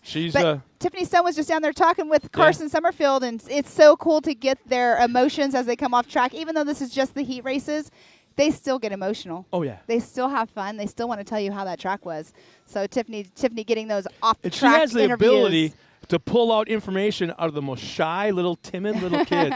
And the thing is, you have to reach way in there for some of them because when they're racing, here's the steering wheel, and they have to look right through underneath the top arch of the steering wheel because they're so little. You know, all you see are their knuckles and the top of their helmet when they go racing by. Exactly. Because they're so little. You know, I know, like when my kid raced, it was a looking through the steering wheel, but we built him up. But right now on course, we are reconnaissance lap. doing a yes, exactly. And so we're going to the 170 modified class. So we have Waylon Coates in that #3 from Oklahoma.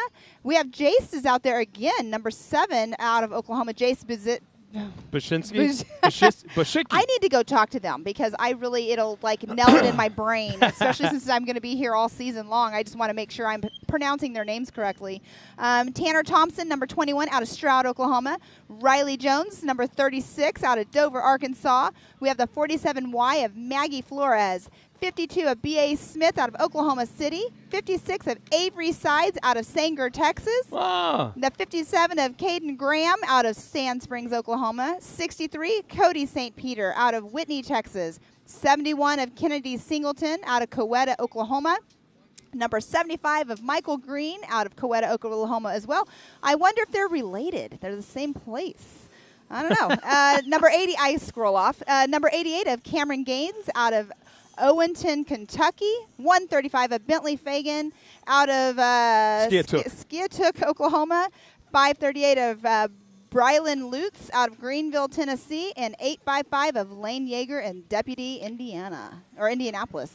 No, Indiana. My brain. We got somebody checking in from your part of the country, out of Burlington, North Carolina. Gary Montgomery, thank you so much for letting us know you're watching us. Yes. Also, we got somebody watching, kiddo from Indiana. Go Lane Yeager from Daddy and Kayla. Watching from Burleson, Texas. Chris May says, what a great interview with the kids down trackside. Chris May is one of our racers as well. Now we're getting interesting. Shirley Smith has checked in. She goes, go B.A. Smith, Emerald Pig 53. That is either the car. There's a story. Well, the car number on our registration says 52, but there's definitely a story behind that for sure. So, but thanks for letting us know. And Melissa Briley Lutz. Okay, Briley. I'm sorry to everybody listening at home when I mispronounce names. And I know I shouldn't be sitting here just keep apologizing, but I'll get these names down, and so will you, Scott. We'll get them down. It's one of those deals where unless mom, grandma, the girlfriend or the wife is not screaming at you for getting their name wrong, you're not doing your job right. And I've heard more than a couple, depending upon the facility, I've heard more than a number of steps, bam, bam, bam, bam, coming up to the sound tower of a wife, a girlfriend, a grandma, a mother. Let me know that I screwed it up. Well, it happens, and we'll get the names correct for sure. But we have a full day of racing. So right now we're just on our heat races. We will be going into our main events, I believe, around 1:20 today is roughly the time that we are going to be starting later. So we have a full day of racing, 16 different classes.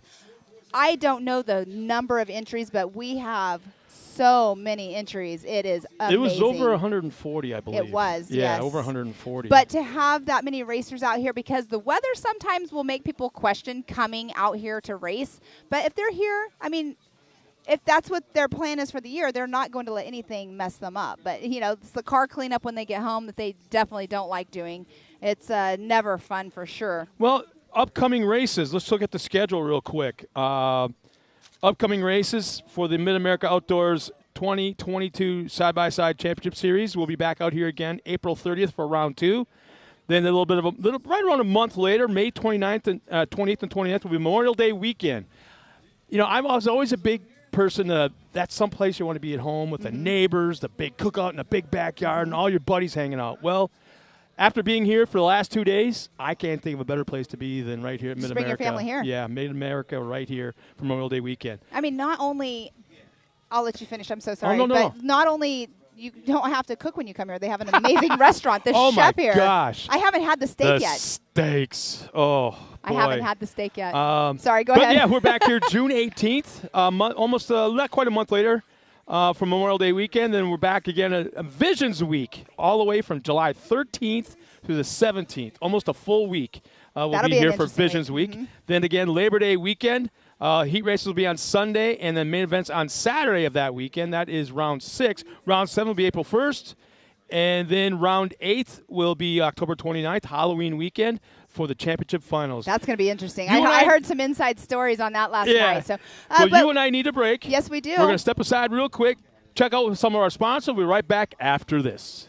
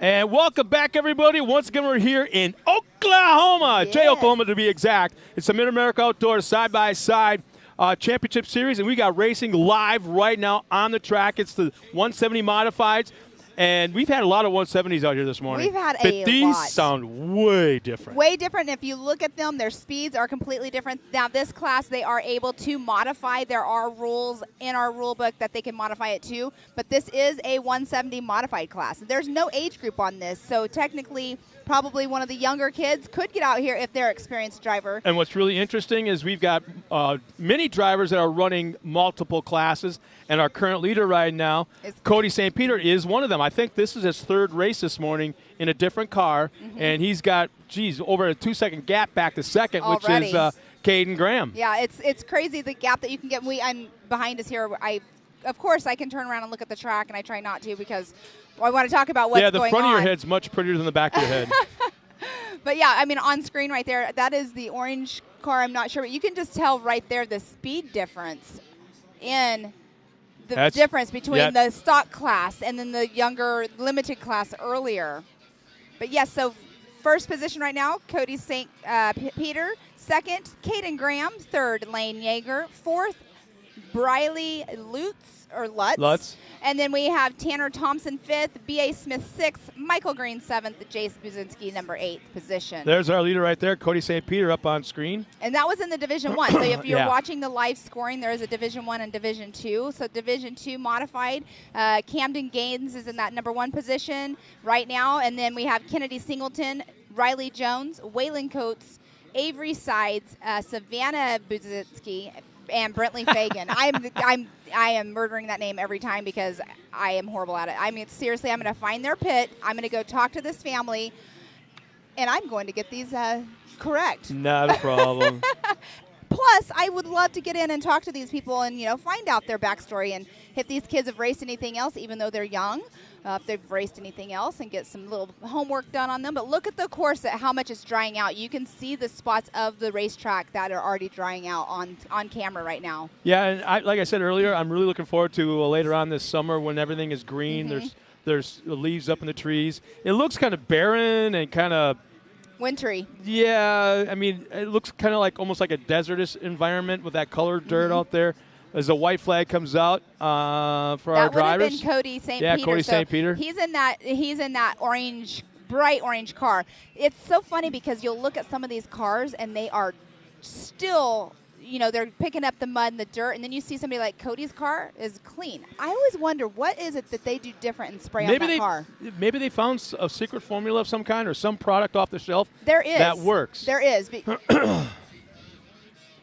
There definitely is something, because last year we raced at Rush, Kentucky, and I believe it was Josh Bleiler's car. You could still see the side of his car. And I'm like, it was a muddy mess. I am not sure how his car was clean. And they told me what it was, and I don't remember.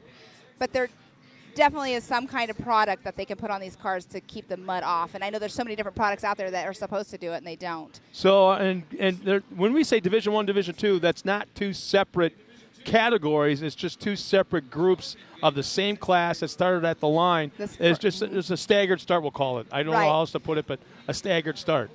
They kind of separate the numbers. We don't want, how many is that? That would have been 15 cars online at once. So they start one row, and then they go, I don't know if it was like 10 seconds later they let the second row go. And they'd have to probably go 3-4 rows deep besides. Right. And that just makes for really ugly turn one. But it looks like Cody St. Peter will take the win in the 63. Looks like Caden Graham is still running second. In Category 2, Carmen Gaines is our current leader. And she, interesting enough, I was watching scoring, and she was third overall. Oh, wow. Okay. So now Caden Graham just came in that number 2 spot. So what they'll do is, we're watching live time, and you guys can see it at home as well. It's super cool to be able to see, like we were saying earlier, right when they're coming through. So Carmen Gaines crosses the line. She'll take the win in Division 2. And back to Division 1, Cody St. Peter takes the win. Caden Graham second. Lane Yeager will round off that podium with Tanner Thompson and Briley Lutz finishing the top 5 of Division 1. And talk about dominating race in Division 2. Carmen Gaines takes the win. And 20 seconds back, Kennedy Singleton will finish in second, with Riley Jones in third, right behind Kennedy. So that's quite a gap, 20 seconds. Yeah, something tells me somebody got sideways, maybe got in the way and blocked traffic. I mean, that's so. And the thing is, when you get to the modified class, I don't think there's an age limit. That's exactly what I was saying. Like, if you're an experienced driver, you could be you could be 12 or 13 and racing against a 6-year-old, and there's a big difference in confidence, driving ability, strength to turn the wheel, the brakes. So but the thing is, I always liked. It's hard to sometimes to keep the kid positive, but I always liked having a kid run or play in a division. Age bracket 1 or 2 above what you currently are. You're only as good as your competition. So if you're racing against your own age group, you're only as good as them. Exactly. So I always like going 1 or 2 forward. It's super cool. Super cool. So that will round out that race now. What's the next we got coming up? That was our 170 modified class. Next up, we'll have our expert NA class. But Tiffany Stone is going to be down there here shortly, and with our #1 winner in that heat. And so quick trackside down to you, Tiffany.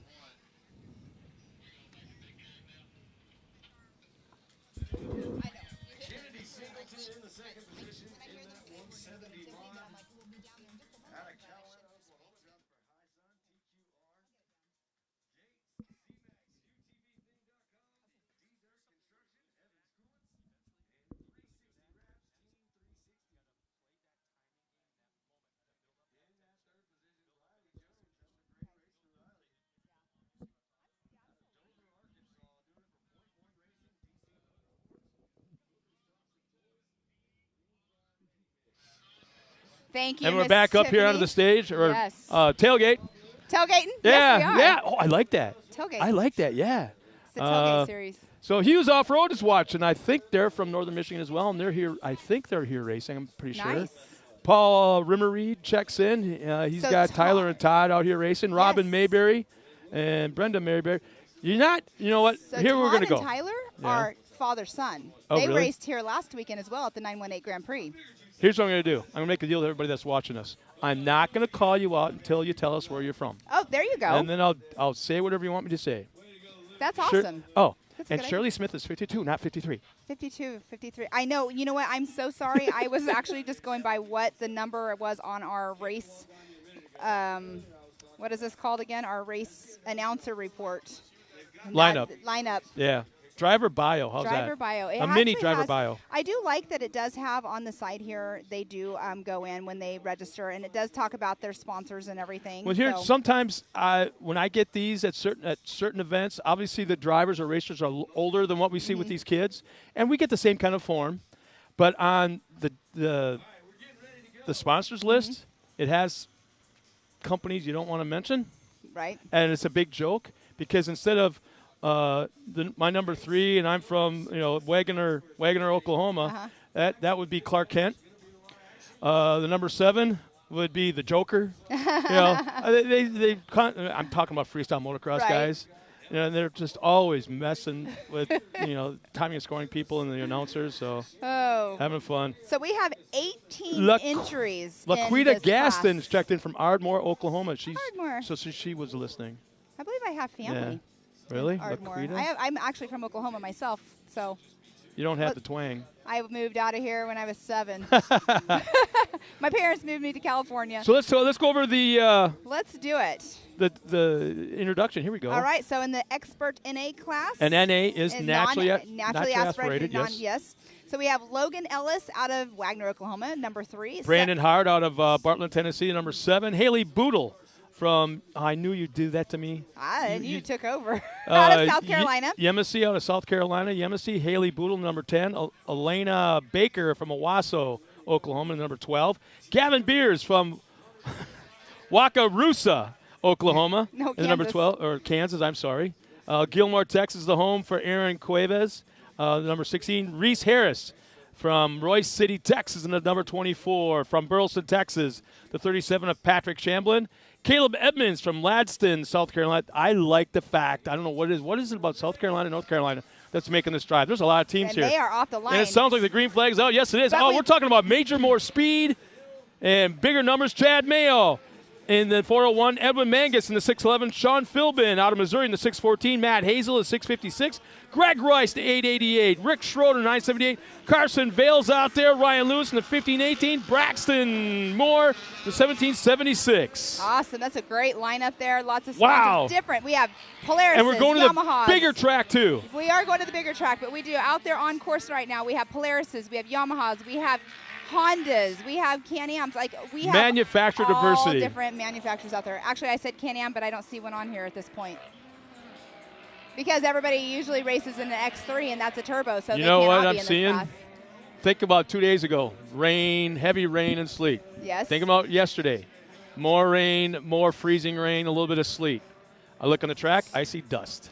I know. Isn't that so weird? Like last weekend here at the 918 Grand Prix, it was snow on the ground when we got here, inches, like 4 inches of snow. But yet, by the time we were done with our races towards the end of the race day, there was dust out there. We were thinking we needed water trucks possibly. Well, on that downhill section. Here's the second row that just took off. Okay, yep. So here's what's super cool about today. Besides all of our sponsors, so our sponsors we have to give a little shout out to. We have Nitto, we have MRT Tires, 360 Wraps, Raceline Wheels, Ultimax, Maxxis, HMF, Super ATV, Oklahoma Ford Association, Hammerhill Metals. And then what's super cool about this expert NA class, Raceline Wheels are for the main event. They are going to sponsor a free set of wheels to the winner. Wow, yeah, that's not cheap either. And I know. When you got, the wheels are smaller, obviously, to fit a UTV, but it's the same price as a full-size truck wheel.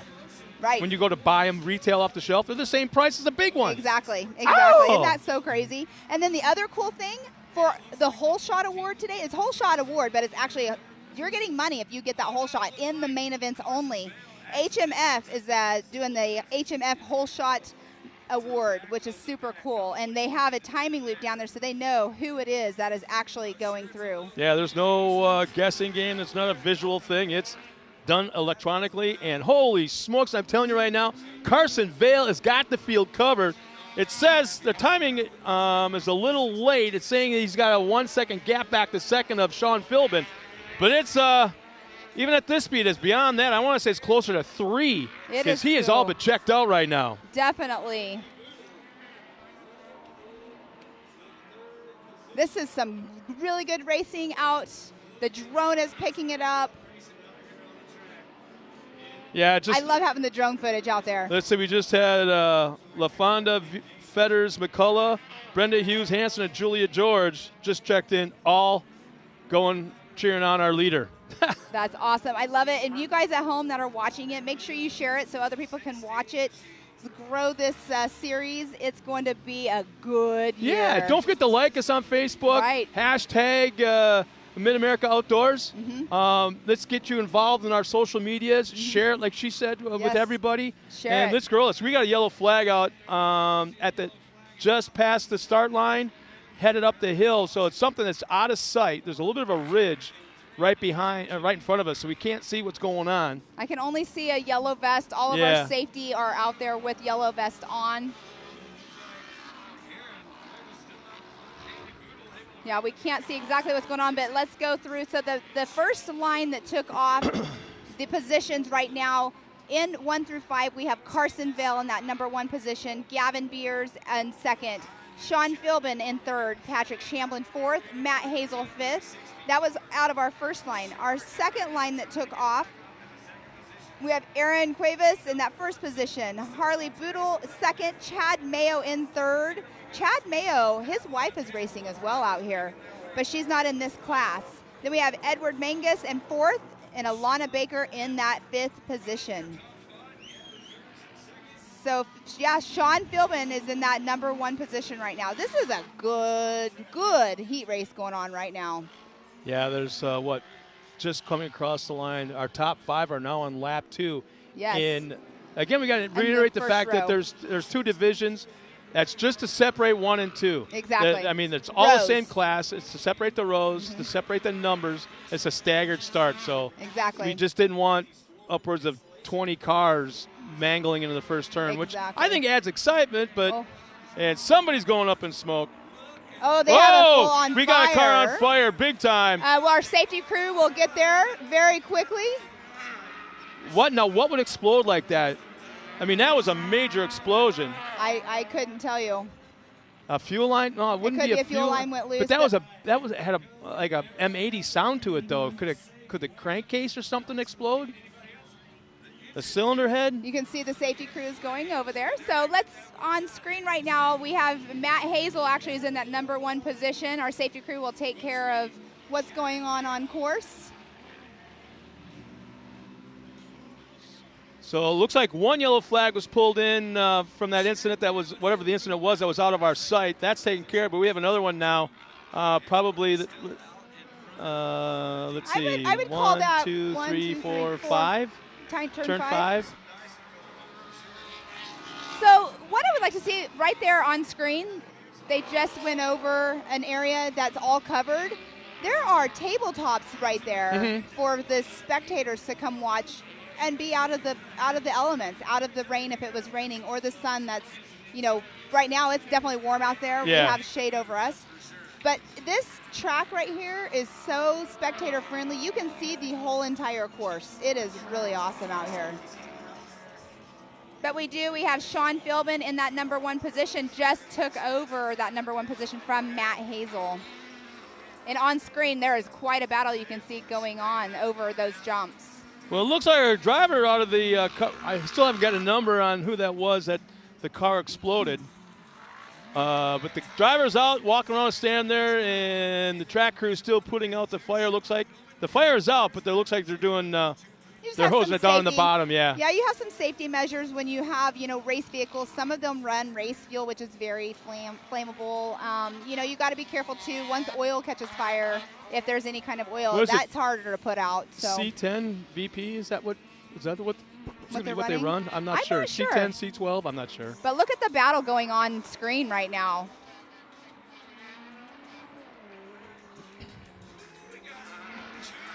I love how this track is built. We got 3 cars going on screen right now. I can't see their numbers, but you can see as they're going in these turns, this track is getting really sticky right now. Their tires are hooking up. Yeah, Gavin Beers has the point. He's out of Kansas. In division number 1, Chad Mayo still has the top spot in division number 2. That would be Patrick Chambling. Well, just all switched up. Rick Schroeder's now in that #1 position, and Gavin Beers is now in #2. Yeah, they should be on their last lap right now, I believe. And they will be coming around. They will be having a local yellow. So a local yellow means they must slow down just in that area. Once they pass the caution, then they can pick back up. Wow, we've got a battle. I'm not sure what this is for. I want to say 5th, 6th, 7th, and 8th. A very tight battle going on right now. Lots of action in this expert NA class. And then we shoot back to 3rd and 4th for that final podium spot, Division 1.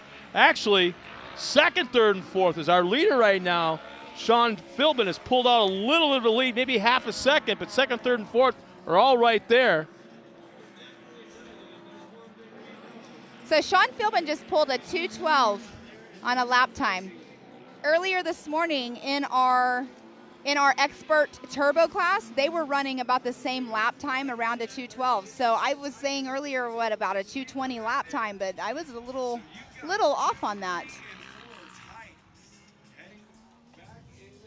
So it looks like we have Sean Philbin in that #1 position, Gavin Beers #2, Caleb Edmonds in 3rd, and Patrick Shamblin in #4.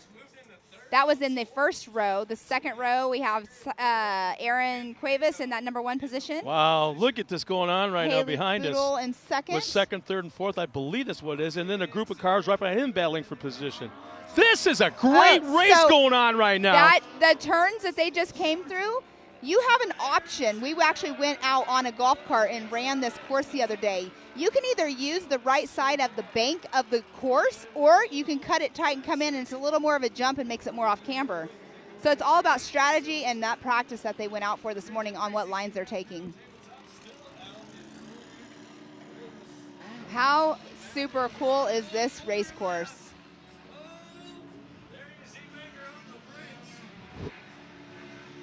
All right, Sean Philbin. 6:14 of Sean Philbin just took that #1 spot. What a race. Yeah, a lot of battles going on. on. Yeah, a little bit of a cushion. But, I mean, it says right now the gap back to second was 20 seconds, but that's what it was for. The lead, he was way out front. Sean Philbin had it covered. But Gavin Beers, Caleb Edmonds, Patrick Shamblin, they had a great battle that last lap and a half. It was pretty cool to watch. Yeah, and there's a lot cool. of dice and back and forth. It was kind of neat to see. That was super cool. I mean, that was some good racing, and that was just our heat races. Can you imagine what it's going to be like when we get to our main events? And we got to find out if they're doing that staggered start for the main event. I hope they don't. Right. It's like you got the best of the best from the heat races. Yes. They're skilled enough. Let's put them all together and have at it in the turn one. Exactly. I hope that's the case. Well. But in Division 2, we've got Aaron Cuevas taking the win with Haley Boodle. How about that? Haley out of South Carolina, one of your gang out there in the East. She takes second, and then another gal, Elena Baker, out of Owasso, takes that third spot. So it looks like we had Matt Hazel and Carson Veller, the only two that didn't complete all of their laps. Oh, and Braxton Moore. So we had 3 cars just now not complete all of their laps. Yeah, Danielle Streeter-Vale just let us know that Carson was having car trouble, so he is out. Okay. Yeah, we caught that. But then also we got Hannah Sutherland. Let's go Brandon Hard. She's watching from Evansville, Indiana. People watching from all over the place. That's neat, yeah. And what I like to see is the numbers are growing that are tuning in. Yes. So the numbers are growing. Yes. Again, I want to reiterate, if you weren't watching earlier, you're here with us now. Like us on Facebook. Hashtag Mid-America Off-Road. All right, John. Sorry. Let us know where you're watching from. Where you're watching from. We'll who you're rooting on. Who you're rooting on, and then share it. Exactly. Share all of that. Exactly. Let's grow this facility. Let's grow this series. Let's grow this sport. It's a very cool thing. Scott Doss checks in from Destin, Florida. He's in the house. How about that? Wait, you mean like you're in the house? In the house of rhetorically, or you're in the house in Florida? You should be out in the house. backyard in Destin, Florida, Destin, enjoying Florida, the weather. Isn't that beachfront? Isn't Destin, Florida beachfront? All right. Well, let's go down trackside to Tiffany Stone, who is our next winner. Tiffany, take it away. All right, Sean, down here. You took second in your class last year. Top qualifier today here for round 1. How are you feeling? Feeling pretty good. I mean, the track is on point. We were kind of worried that it was going to be pretty slick, but we put the tires on and it still worked out for us. And talking about that, what's the game plan for the main race? Put the pedal through the floor and try to tree everybody, I guess. I mean, the clean air on that hole shot's kind of key, but sometimes it's just good luck and then having a good driver in front of you to maybe show you a line and test things out for you. Well, I'm hoping for that top spot for you in Maine because you talk about this mullet that I see right here that you said your wife is a little bit embarrassed about, but you've been working hard on. So, Sean, take that top spot so we can see you and that glorious mullet that you have. Hey, thanks. All right, let you get back up there. Back up to you guys.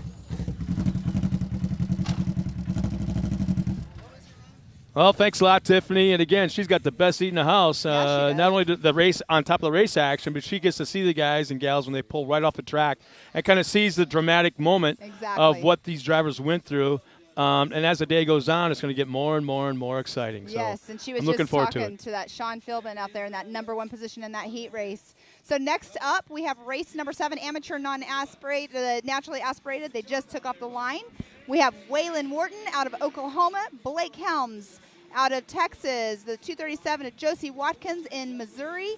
We have the 400 of Tyler Hill out of Texas, 431 Bree Seek out of Kansas, Paoli, Kansas, the 432 of Dakota Medlin, the 762 of Kyla Bedow, 927 of Nick Sincard out of Fayetteville, Arkansas, and the T13 of Tyler Chambers out of Oklahoma. They are all off the line.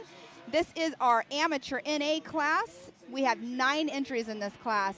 The amateur class will do a little bit of a, we have an amateur, when you hear us saying amateur NA or amateur turbo, we have the amateurs, we have the experts, and the pros. So those of you who know supercross or motocross, you'll know exactly what we're talking about when we say that. So it's that kind of style of classifications here at Mid-America. what they're doing is they're amateur until they can be proven they need to move up after so many wins and so many races. If they have proven themselves, they can move up from amateur into expert class. Then after the expert class obviously is our pro class. And so there's those different classifications here at Mid-America for the side-by-side championship series. Billy Champion, our race director, has that motocross background. It's really awesome to have that kind of differential for the classes instead of just throwing somebody that has never raced before that should be in the amateur class coming out and racing in the pros. It's just sometimes some classes do that, some do not. But right now we have Bree Seek in that #1 position, Kyle Beddow in that #2 position, Waylon Wharton in 3rd, Dakota Medlin 4th, Josie Watkins in that #5 position, Blake Helm 6th, Nick Slinkard in 7th, and Tyler Chambers. We have an RS1 that is out front right now, and that RS1 I believe is Bree Seek.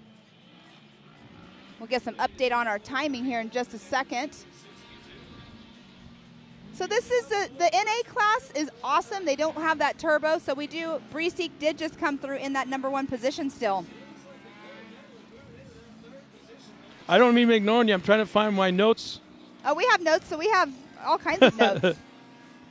Well, I'm trying to find it on here. It's been a fun day out here with you, Scott. I mean, I work with you at King of the Hammers, and that's the only race I ever get to see you at. Yeah. So I'm excited. Yeah. We're here. We are complete polar opposite parts of the country. You're on the water on one end of the world, and I'm on the water on the other end of the world. And you're on the coast, and I'm on a lake. So. Well, yeah, I'll trade you any day. I'm telling you. I'm not a beach person, so I don't go to the coast. Literally. And I'm not real good with iPads, so I'm tossing in the towel here. It's lots of battles going on now. They are going to be doing 3 laps or 4 laps, I believe. But they have 9 entries in this amateur NA class. Lots of action going on course. As you can see right now, they are going over the tabletops. Right now we are having our standalone cameras showing us that little rhythm section over there, and they're coming back towards us here shortly. What you can't see right now is the turn that they are coming down, and they're getting ready to go up right now. Our leader's coming around this turn. Now they're taking an inside line right there. I did do on course with a golf cart the other day, and I know people jokingly call side-by-sides golf carts. But that turn right there, they were taking the inside line. That can be a faster turn. Some people are using the right side of that turn because there is a bank right there. Now, when I went and saw it, it wasn't like burned in because nobody had been on course. But I'm sure by this time already, people have already been hitting it when they were out there practicing this morning. It's more than likely all burned in. But we do still have Kyle Beddow is actually in that #1 spot right now with Bree Seek in that 2nd position. So we're reading Kyle Beddow twice on scoring right now. I'm sure that will get fixed here momentarily. But Bree Seek in that #1 position. Kyle Beddow #2. So I'm not sure why that's reading twice. And Kyle is actually in a Arctic Cat. There's an Arctic Cat out there. You don't see Arctic Cats very often.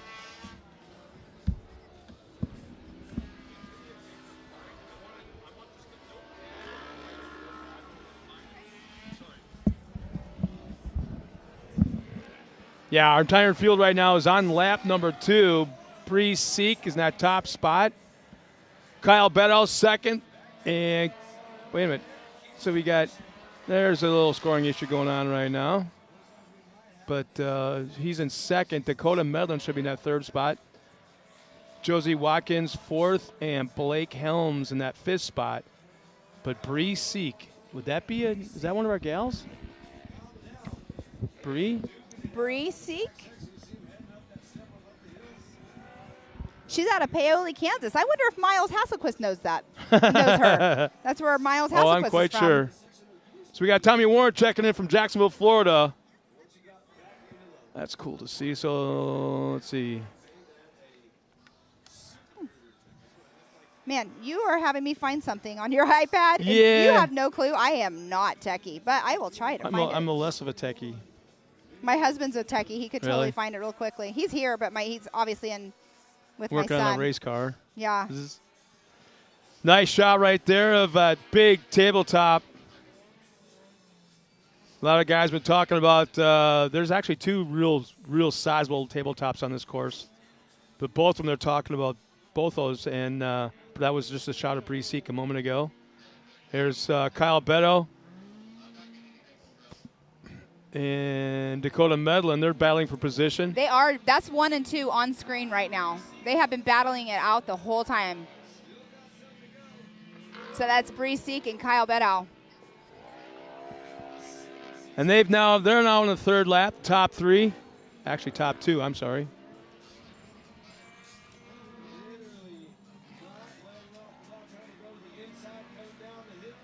So Bree Seek has pulled a lap time of 2:09. So an amateur out there at 2:09 in the NA class.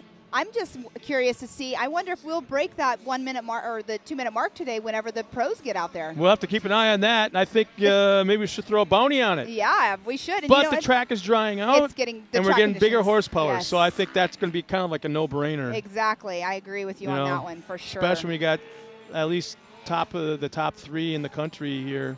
But we're told that a certain individual who's known for a mullet and high energy, I think he has Red Bull for breakfast and Monster for lunch and Rockstar for dinner. But, yeah, we're supposed to have a high energy side-by-side driver here hanging out with us this afternoon. Really?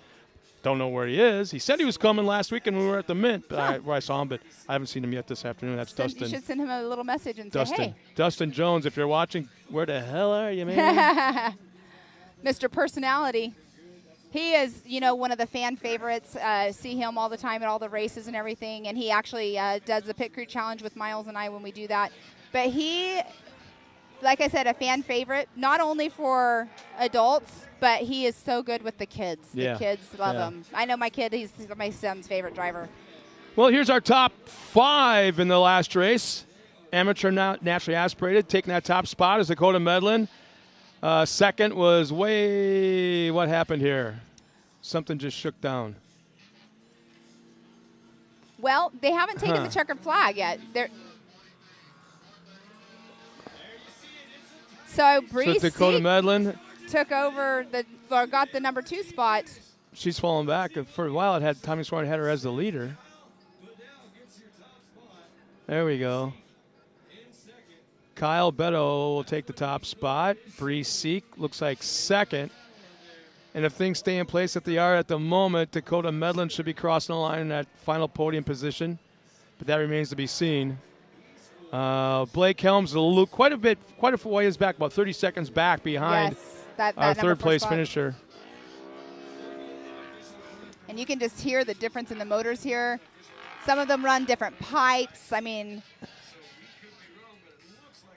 Yeah, and the thing is, the more modified these cars get, the more things, which blows me away. High dollar modifications, which would tell me, logically thinking, it's a high quality product that should last a while. Right. But they don't. Right. It pulls every little juice out of that motor, of the horsepower that it has, and tweaks it right to the edge of destruction. Takes the reliability completely out of it, and we're getting quite a few cars right now because of their modifications being pulled off the track. Right, exactly. So that was race number 7. That was our amateur NA class. We are going to be going into our pro NA class next. So we have our first pro class up for the day. It's going to be an interesting race. I can't wait to see it. All these pros, we do have a few of them that were actually out here last weekend racing in the 918. Mr. Colin Trua is one of them that's out here. He won the race last weekend. And he stayed here the whole week, and he is back out here racing again. He races 3 weekends in a row now. But lots of big names in this class in our Pro NA, so that'll be race number 8. There's 15 entries. Yeah, it's a very large class. Here's our lineup real quick. Well, you know what? Before we go into the lineups, let's go down trackside one more time with Tiffany Stone with our winner of the last race. Tiffany! A big congratulations to you, Bree. It's always good to talk to you out here. How are you feeling right now? Good. And talking about that, let me know how the track was forming out there for you. Obviously, we've had a few heat races before yours, and it looks like the track conditions are coming smoothly and perfectly. It's going really good. A lot of competition, yes. And talking about that, are you pretty excited for the main race today? Yes, I am. Awesome. Well, I'm going to let you get back. Good talking to you. Best of luck. Thank you. Awesome. Back up to you guys. Well, thanks a lot, Tiffany. We're back up here on top of the hill. Probably one of the best spots to watch the race. We can see probably about 85, maybe 9% of the course. Yeah. And the more I look around, the more I see that I didn't see before. And I've been here up here probably 8-9 times already this week. But I still say I can't wait till it's green. I can't wait till those leaves in the trees. This place is going to be outstanding. It's going to be awesome. We have just a moment. So let's take a step back real quick. Let's talk to one of our sponsors, and we'll be right back with more racing action from right here at Mid-America Off-Road.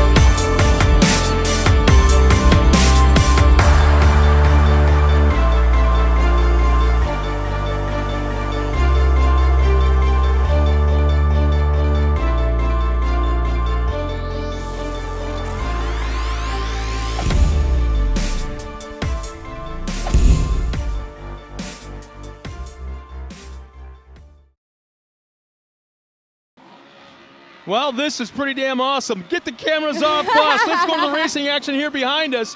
As while we're at commercial break, they kind of threw a quick start on us, caught us off guard. So we're right now, the green flag is out for the pro naturally aspirated.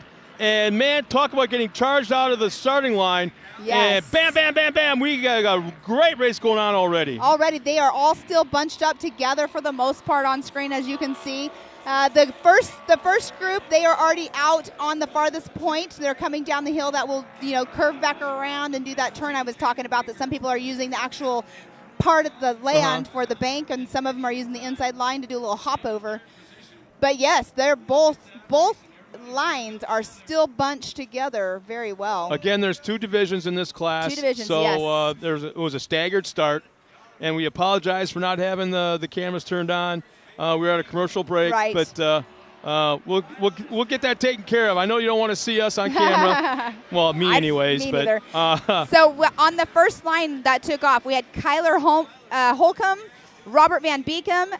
Robert Van Beekum is out of Arizona. We were talking earlier about them coming from the California-Arizona area. Ray Barnes, Toby Garman, Tyler Rimreed, Chance Hagen, Jeb Boodle, and Jacob Giesendorf. That is our first row that took off the line. Our second line was Kanan Baker, Colin Truitt, Eddie Ensign, Caden Ellis, Brock Lawson, Keegan Cummings, and Sean Hess. So right now in our 1, 2, and 3 through is Kyler Holcomb, Robert Van Beeken, Ray Barnes, Tyler Rimreed, Chance Hagen.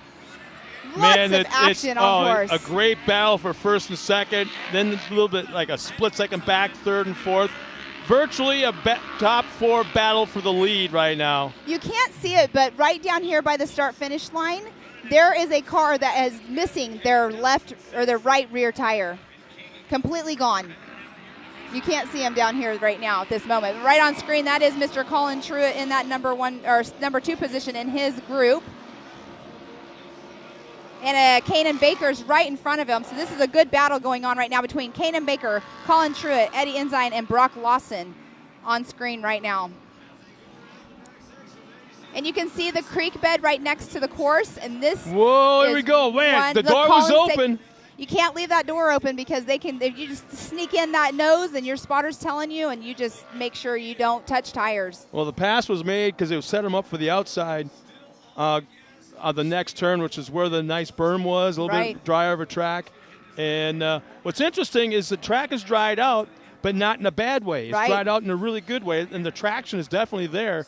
So it's not a struggle. The air they are getting off the infield tabletop is absolutely phenomenal, probably about 8-9 feet in the air, and I'm going to say probably close to 100 feet in distance. And you can see they are hauling it, and they're jumping it, and they're landing on the downside. And you can see in the second group, flat landing. Colin Truitt did off not the second get that tabletop. match. If that doesn't jar your feelings, nothing's going to. That tabletop is one fun-looking jump. And this is actually the first time the drivers have been on a track this dry. So this is, they're two laps into their race? They're 2 laps into it. So right now we have Kyler Holcomb, Robert Van Beekem, Tyler Rimreed, and Ray Barnes. They had practice this morning, but the track was really soupy. So this is completely different. And it's provided to the fact the drier the track gets. Man, we got a great battle for the lead right now. And that is Robert Van Beekem and Kyler Holcomb. The door was open. They're side by side going up the hill. We got a brand new leader. Slight touching of the wheels forced a second-place car to the outside. We got a brand-new leader. Yes, we do, and that is Mr. Robert Van Beekem. His son is actually racing out here in the Youth 1000 class as well, so very seasoned racer right there. Van Beekem have been around for a long, long time, going all the way back to the early Yamaha days, when there was basically only one manufacturer side-by-sides. Man, just to see the way they're launching off these jumps. We're on the backside. Right now they're in that rhythm section, and they are getting some air. They're so fast in some of these areas where they have the tabletop that goes into a left-hand or right-hand turn.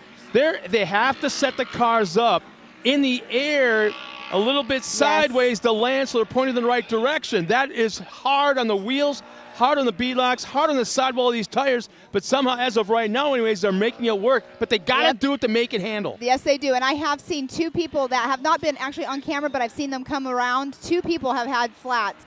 There are some areas over here that you can't take the jump at speed, because if you do, it goes directly into a turn. So that's where practice this morning was very key for these drivers as well. Look at that. I'm not sure what car number that is, but they just completely cleared that 80-foot jump.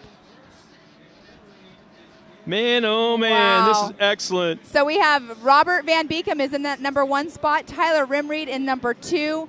Tyler is new, not new, but it's kind of new to the racing. Then we have Kyler Holcomb, Chance Hagen, Ray Barnes. And then in the second row that started, Kanan Baker is still in that number 1 position, Colin Truitt in second, and Eddie Ensign in that 3rd position. Now, as we watch the camera, it looks like they're kind of spread out a little bit, but the thing is, they're not. At the speeds they're going, one slight bicycle and the other guy's on top of her or even has gone by. Exactly. So there were 15 entries in this race this morning. There's Sean Hess on camera, Caden Ellis now in that 6th spot. 7th, we've got Keegan Cummings. And going by Robert Van Beekem once again, entering onto his lap number 3. Lap number 3, they have 1 more to go, and they'll get that checkered flag. Yeah, we got Arizona, Nebraska, Texas, Oklahoma, Louisiana, South Carolina, all running in the top 7 right now. Oh, it looks like they just put Ray Barnes is in that number 1 spot right now. Oh, Chance Hagen. What's going on? Some things have changed out there. Sometimes we can't always trust what's going on with our loops. So we're actually going off of our timing and scoring computer. Not sure what happened.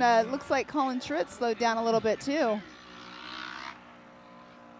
Isn't that Van Beekem right now still visually in the lead? That is visually Van Beekem in the lead, and that's Tyler Rimreed in that number 2 so position. Now it's gone back to what we had earlier. Okay, so they just went over another timing loop then to update it. So entering in the lap number 4. So this is how close they're running. The timing loop is not recognizing how far back behind our leader is that Tyler, Kyler, and Ray are, as it's got them 0-0-0s right. as a gap. So that's how tight and fast these guys are going right now. So they should be coming through, and they should be getting that checkered flag. Man, this is a long time away from that old Yamaha Rhino that Van Beekem's used to run. I'm sorry, they added a lap, so they probably got the white flag just now. They're going out on their last lap. Yeah. This would be lap 5 number 4. laps, yes. Yeah, they are. Sorry. So much action going on the course. So there's still a battle going on right now for that top spot. Van Beekem has it, but that door, he's been pretty good at keeping that door closed on the inside. Tyler, I can tell you, he's a young one. Young one coming up, lots of seat time himself. Well, the thing is, you can't see him, but you can feel him, you can hear him. And inside that helmet, you know he's there, you just don't know where. But these guys have spotters. I have no idea where they're at. So the spotter, a race like this right now, this moment, it's the spotter that's helping up more than anything. Exactly. So they just went over that blind jump that I was saying that you have to check up right there. You cannot go full speed, but Tyler Rimreed is on Robert Van Beekem's behind. This is their last lap to get in whatever he's going to try to do and finagle and try to take that number 1 position. Well, he's been right there. He's been less than 1 car length back for this last lap, so he's doing his homework. He is, He definitely. knows where he's faster than Van Beekem and what corners, what straightaways. So you got it. You can't drag race into a turn and make a pass. You can't drag race on the straightaway. And he just passed him in the air. Overshot the tabletop. Oh my gosh. Completely flat landed. That was well over. That was probably about 140, 150 foot jump. That was so crazy that he just landed that, stuck it, and did not land on top of Robert. Now we got to see if he did any damage to the car, whether it be shocks, something to the chassis. He's got a flat tire on the right rear. Flat tire, yeah. But does Van Beekem have an issue? Something didn't look right on Van Beekem's car. In the left rear, it looked like it was sagging a little bit. Well, they did touch tires. But Van Beekem got that number 1 position. Kyler Holcomb in number 2 and Tyler Rimreed in 3rd. That's, you know what? I wouldn't have made a pass there, but that's that young gun mentality. That's not the spot to make the pass. He was quicker, but he wasn't quick enough. Right. It's just, it was inexperience, I think. As fast as he is and all that. Yeah. There's just something he could have dove into the corners or outbraked them into the turns. I think he was faster, but that was not the spot to try to make the pass. And in reality, exactly, I agree with you 100%. And in reality, he literally only had 1 turn left that he could have made that pass in. Yeah. And when you're going into basically a land rush style start, because there are 8 across, you can still beat that person off the line. So now they got to go back and figure out, did they do anything with the suspension? Because he landed hard. That was a flat land. Yeah. I mean, obviously, it flattened his tire. Yeah. Well, here's our top 5 right now. We got Jacob Geisendorf in the 5th spot, Chance Hagen 4th, Tyler Rimreed in 3rd, Kyler Holcomb in that 2nd spot, and taking a very dramatic win. Robert Van Beekem, keep in mind, that was a heat race. That was a heat race. Can you imagine? What's going to happen in the main event? Are you kidding me? It's going to be crazy. I can tell you that much right now. And it sounds like we have Miss T-Stone down there. It's down to you. Robert, it's been a moment since we've talked, but it's cool to see you out here. I want to ask you a question. What was going through your spotter's mind and, of course, talking to you when that car was just pretty much on top of you? Well, he said 3 cars back, 3 cars back. Then all of a sudden, I look in my mirror and the guy's flying over top of my head. I was taking it easy. We were up, 200 yards to the finish, and I had no idea that he was bonsaiing to get for the heat race. But hey, that's what Oklahoma guys do here. I guess I'm an Arizona racer. We're used to doing things a little safer back there. But hey, I know what to expect for the next main round. And talking about that, of course, being out in the desert's unforgiving, but it's awesome to see you out here. It's a beautiful facility. What are your thoughts?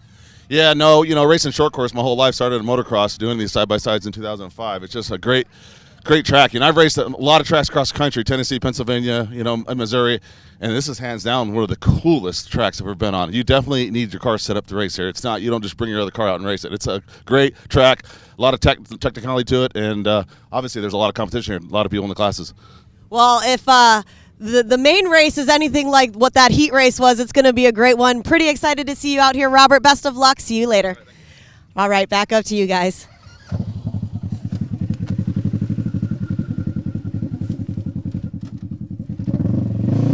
Thank you, Ms. Tiffany Stone. And we are going to take a quick break and let's see some sponsor commercials for us here at Mid-America. Breaking in our belts used to be such a pain in the butt. No matter how hard we tried, we just couldn't get longer life out of our belts. That's why we're so excited when we found these new Gates Redline belts. They have a super simple 3-step process for breaking in your belt the right way.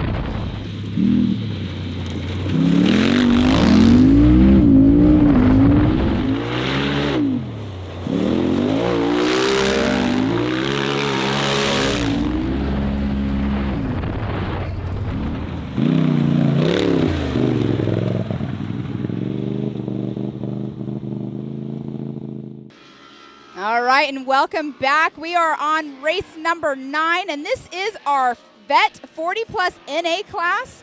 On course, we have Terry Lackey out of Texas, Jeff Johnson out of Arkansas, Todd Rimreed out of Nebraska. We just saw his son, Tyler Rimreed, try to make a pass in the air on Robert Van Beekem. Ended up getting a flat tire, but we also have Austin Sides from Sanger, Texas. Chad Mayo is back out on course. He was racing earlier. He is back out on course right now. So we have a total of 9 entries on course. This is going to be a great race. This is our Vet 40 Plus NA, and actually our turbo classes out there as well. So we have Homer Thornton, Sean Murphy, Rusty Pipes again out on course, Robbie Ellis, and Dark Steven. We have our vet classes 40 plus, NA and turbo out on course. Lots of action going on, as we can see on screen.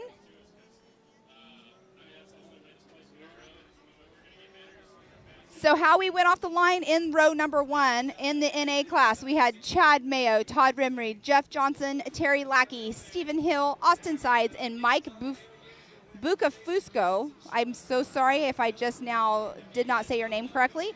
Then we had the turbo class. The second row was Homer Thornton, Dark Steven, Rusty Pipes, Robbie Ellis, and Sean Murphy.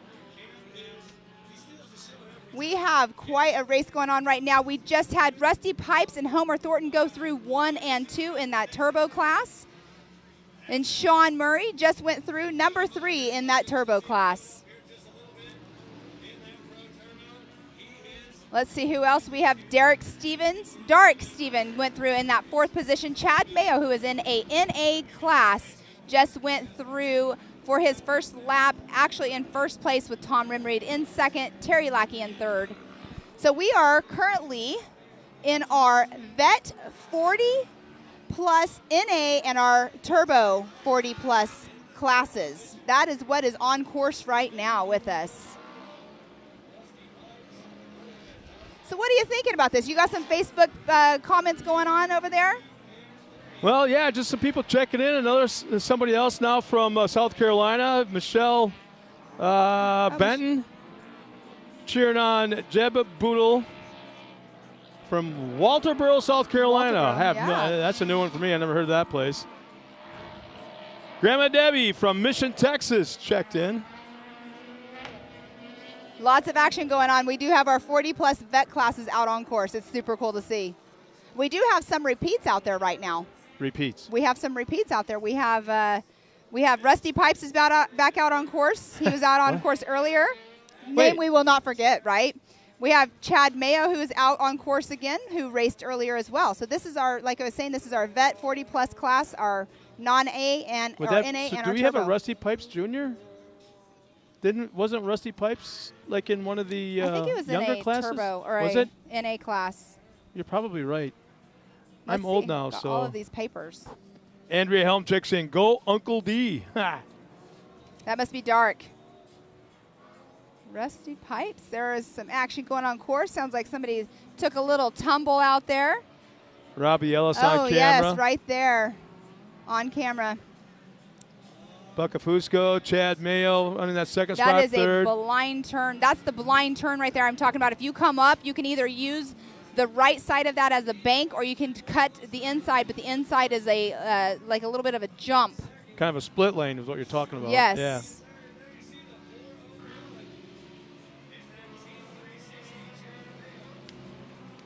I'm trying to find that Rusty Pipes name. Now it's bothering me.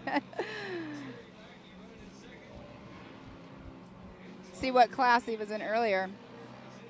I think there was two of them. Now, mind you, we have 16 heat races going on. We're going to have 16 main events. There's going to be action all day long here. If you're watching from home, you're not going to want to turn off your live streaming. Make sure you keep sharing it so other people can watch it at home as well. And the numbers keep growing as far as the viewers tuning in, which is very cool to see. Okay, I found Rusty Pipes was in the Expert Turbo class. Very first race this morning. Oh, okay, I thought I heard that name So before. yes, Yeah. Now he's in the 40-plus amateur, or 40-plus turbo class. So now I understand the Rusty part. The Pipes part I haven't figured out yet, but yeah. 40-plus, yeah, you might be a little on the rusty side. Oh, my goodness gracious. But not a bad race when you're looking at it, and everybody's in the same picture. We got a yellow flag out. It looks like a car is off to the side. Just a little bit of a baby rollover just this side of that downhill section on the far side of the course. Yes, that's the section that I was talking about, that you can either use the bank on the right side or go on the inside, and it's a jump, and you have to make sure you're set up perfectly for that jump. So I have no idea what happened there. Again, that's just out of our vantage point. And it's a bright yellow color car. And you can see right there's a perfect example of our yellow zone. The first flagger is right there at the jump coming down the hill on the inside lane. He's waving the yellow flag. That's the first one. They haven't got to the incident site yet. Right, exactly. They're still probably about 300 feet away, which is perfect. That's what you want. Gives the guys a chance to slow down. They clear the incident site, and boom, once they clear that the rollover, it's back on it again. And that's what's awesome, too. It just gives them that little bit of warning of, hey, there's something coming up. Make sure you check up. And then you know once you see that yellow flag, and then you're looking in your sights ahead of you. Your spotter's also telling you, hey, there's a rollover turn on the outside.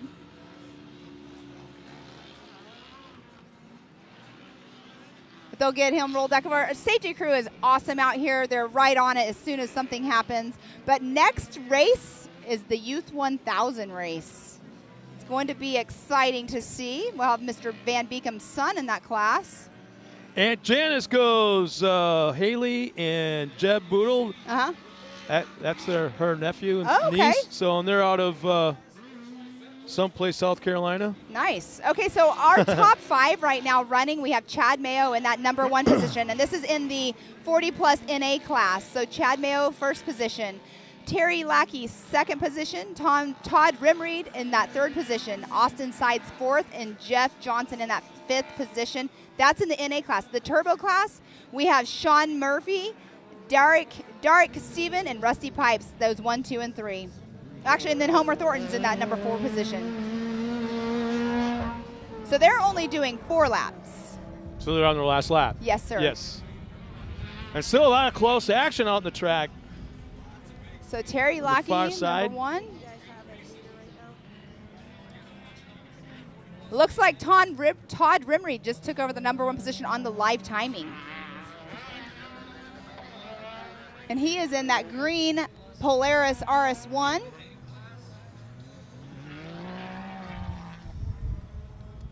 What kind of a gap does it have for him?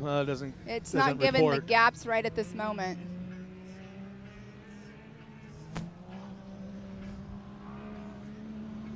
Boy, someday I would love to see Pro 2s, Pro 4s here. Oh, my gosh. Can you imagine? This is a big course for those guys, though, but that would be super cool. But, I mean, look at this valley. I know. It's capable and has the ability to knock shit down and build it back up where you want it. But, yeah, when Crandon is, I want to say 1.4, 1.3 miles. Roughly, yes. Something like that. This being a tick over 2. Be interesting to see what... 04. Okay, so Chad Mayo just came through in that number 1 position right now. And I believe Todd Rimmery would be coming in second, but saying Terry Lackey, so something must have happened with Todd because he was running that number 2 position. Austin Sides in that number 3.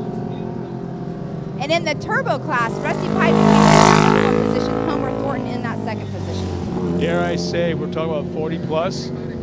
I'm looking at the gaps. The gaps are huge from 1st to 2nd, then back to 3rd, then back to 4th. We're talking 3-4 seconds gap for each position. Crazy? Last lap and a half. You think the boys got tired? I don't know. They were cutting down a lap. I can't say anything. I'm over 40, so I would be in this class if I wanted to register in this class. My wife surprised me with a full-blown sim setup last year, the year of COVID, when it hit. And I got the headset, I got the screens in front of me, all that kind of stuff. Roll over on screen right now. Yeah. And she's telling, I've just recently had a birthday, and so I'm getting up there in age. But what I'm getting at is that when she bought me the sim, I'm all strapped in. I'm doing this. I think I was racing Crandon, right? I'm going in the corners, and I'm hucking it sideways, and I got one of those things. Well, you know what? I can ramble on forever. But let's go down trackside to Tiffany Stone. She's got our last winner of the 40-plus division. Tiffany, it's all yours. Rusty, it's so good to chat with you. I'm looking at your helmet right now, your tear-offs. They're pretty muddy. Walk us through how your heat race was for you. Well, first off, Jesus Christ led me through the whole race. He showed me the path just like he does in life. And we got about 3rd place off the start. We came around and had to move a couple guys out of the way, but it was little bit of rubbing, but that's racing, as we know. Anyway, my co-pilot over here, Lee Pipes, she was telling me go left, go right, and man, we just weaseled right through them. Did great. Awesome. Now we're looking forward. Obviously, the mud is on here, but the track is drying up very, very nicely. What do you expect to happen in the main race? They're probably going to give us a better gate pick than we had that time, so we'll probably end up being able to get up around, 3rd or 4th off the start and just have to pick them off. We got a really good equipment. Maxxis Tires does really good rugged radio so we can communicate with our spotters, and Raceline Wheels have definitely hugged all the corners and take care of the car, and it's wonderful. This is a great place to race. MAO has done a superb job. Awesome. Well, like Rusty was saying, everything's hooking up for him correctly. It's going to make sure that he's ready for the main race. Rusty, best of luck to you, and leave right over here. Money on me. Put your money on me. Well, you guys heard it here. Rusty said, put your money on me. It is so awesome to see you here, Rusty. Back up to you guys. Thank you. Thanks a lot, Tiffany. And, well, we're only halfway through the day. We are halfway through the day. I'm getting winded. I'm old. Damn. No. You have to stick with me. You have to stick with me. Teamwork makes the dream work. So we are going to be starting race 10 here shortly. Race number 10. I say race. It's not race. I should rephrase that.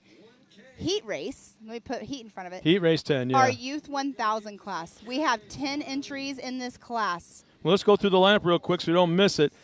Starting on the pole will be Carter Caraway out of Blue Ridge, Texas. He's in our Polaris. He's age 11. He's in the number 11. How about that? Starting in right alongside him will be Lincoln Smiley, number 13. He's 12 years old, right alongside them. Out of Gladstone, Michigan. There we go. Happy Rock. There we go. Happy Rock, Michigan. He's 15 years old, and that's Benjamin Hiding in the number 19. Looks like Hank Hall scratched. What happened there? We'll talk about that when you're done snacking. I'm sorry I caught you off guard. Next up will be the number 25, Lennox Smiley out of Rowlett, Texas. He's 10 years old. Next up will be the 14-year-old of Rowdy Speaks out of Coweta, Oklahoma, number 42. Ryder Van Beekem is out there, number 64 from Queen Creek, Arizona. He's 13. And let's see, 11 years old, number 225, Ty Luckemeyer out of Aledo, Texas. Then we got Jace Leach. He's 13 from Hempstead, Texas in the 979. Carson Vale from Edgerton, Kansas, 13 in the 999s. And rounding out the field will be R.J. Tremblay from Harrison, Arkansas, and he's 12. So we have the youngest of 11, the oldest of 14. 15. Which is awesome because these kids, like we were saying earlier, the 170 class, those are the future of the sport. There is a 570 class and an 800 class, but in reality, like this 1,000cc Polaris, or whatever they're racing in, these kids have gone out there. They have proven that they can race in these 1,000cc cars. So you said something about Hank Hall being scratched out. Well, a little bias. I won't go soccer mom on you guys. Well, you don't have to go soccer mom, but just what happened? Well, so Hank Hall. I want the facts. Just the facts, ma'am. Here's what happened. So I was here last weekend for the 918 race, and we live in the same town as Truett's. We became really good friends with them. As I was leaving last Sunday, they said, hey, are Hank and Christian coming back with you next weekend? Hank is my son. Christian is my husband. And I said, well, do you have a car for Hank to race? And they'll come. I didn't realize that when they said they had a car, I thought it was in North Carolina still. They had the car here because it's the one that Mitch Truett raced last weekend at the 918 Grand Prix race. So Tuesday night, about 9 o'clock, we're sitting around a campfire, literally. Stephanie Truett, she texted me, and I thought she was talking about Colin's car. Like, they were talking about Colin's car, shocks and stuff. And she's like, oh, no, that's for Hank. I was like, oh. So I look at Christian, I'm like, hey. We better start packing. I said, you need to cancel all of your appointments because we need to now leave for Oklahoma. You're going to have to go. I have to work, so you have to take care of Hank racing. I can't do it. So that's the story behind it. We get here. Billy Champion has never seen Hank race. Hank has actually been racing since he was 5 years old. He started off short course in a trophy cart and then 170s. Short story now. Here he is now in the amateur NA class, or the amateur turbo class. I don't even know where they put him. The amateur NA class is where they put him. So, because he's been racing for so many years, he's actually a pretty proven driver. I mean, not like pro driver, but he can race. Soccer mom, why did he scratch from this race? Because he is not in the youth 1,000 class because we put him in amateur. We are actually getting him a car to race himself, so we're not borrowing a car anymore. But we needed to put him in the amateur class where we put him in the amateur turbo because what the car we're getting him is a turbo, so he can keep his points.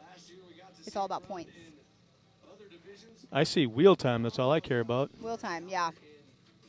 So my job with you guys, I love it. My kid's going to be racing some short course. I'll still be traveling with the Ultra 4 Series, and here we are. Hank is scratched out of the Youth 1000 class because he is keeping his points for the new car we're getting him, which will be shortly, hopefully. But look at them all lined up there. I'm excited to see these kids racing. I've seen a lot of these kids racing with, like, the other UTV races that we have done and short course. Green flag is out. We're underway going into turn one. Up the steep hill, tight 180. What I like about this corner, it's unpredictable because you got a soft left-hand turn, but a super sharp exit. And that down right-hand turn right there. Pretty cool. So, quick jump up front. See, the only bad thing about it is we can't see the number plates from this far away. I can tell you that number 2 car is Ryder Van Beekem. You know why? It looks like red, his white, dad's. blue. Red, white, and blue, yep.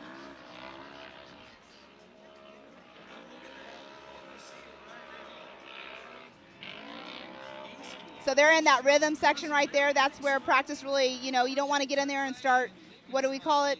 horse bucking. You don't want to get in there and really, go in too hot. So them out there practicing this morning really paid off for some of these people that have not been out here on this race course. What I like about this course, or this track, this facility, I should say, is the fact that the next time we come here, it could be all different. I know, right? They have the capability, and the dirt is such that you can move it around, not a problem. Yeah, then it's not One repetitive. weekend it's a supercross track. The next weekend it's a monster jam track. Then the next weekend it's an off-road track. The next weekend is back to supercross again. Right. That's what this dirt is like here. And the track crew has the capability and the talent to do all that. So that's makes me wonder what we're going to see next time we come here. I know, exactly. I'm excited to see that. I mean, we'll be back here again. What is it? April 30th is our round 2. The drone footage is up. And like I said, or we said, that is definitely going to be Van Beekum in that number 2 position. Carson Vell, it sounds like, is in that number 1 position. Heard that name a lot today already. Yes. Well, the Vail part anyways. Right.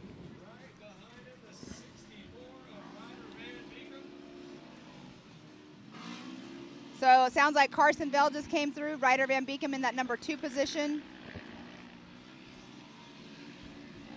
RJ Tremblay would be in that number 3.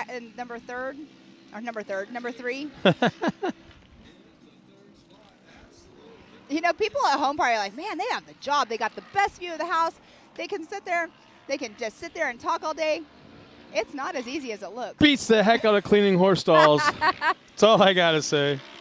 Or pressure washing a race car when you're a race mom, right? See, I don't mind that, though. That's a labor of love for you, right? Well, I have to say, Nah, it's so fun to nah. actually pressure wash a car. It's like, I don't know, it's like satisfying to sit there and watch all the dirt come off. It's one There's of a those, sense of accomplishment. Yes. Yeah.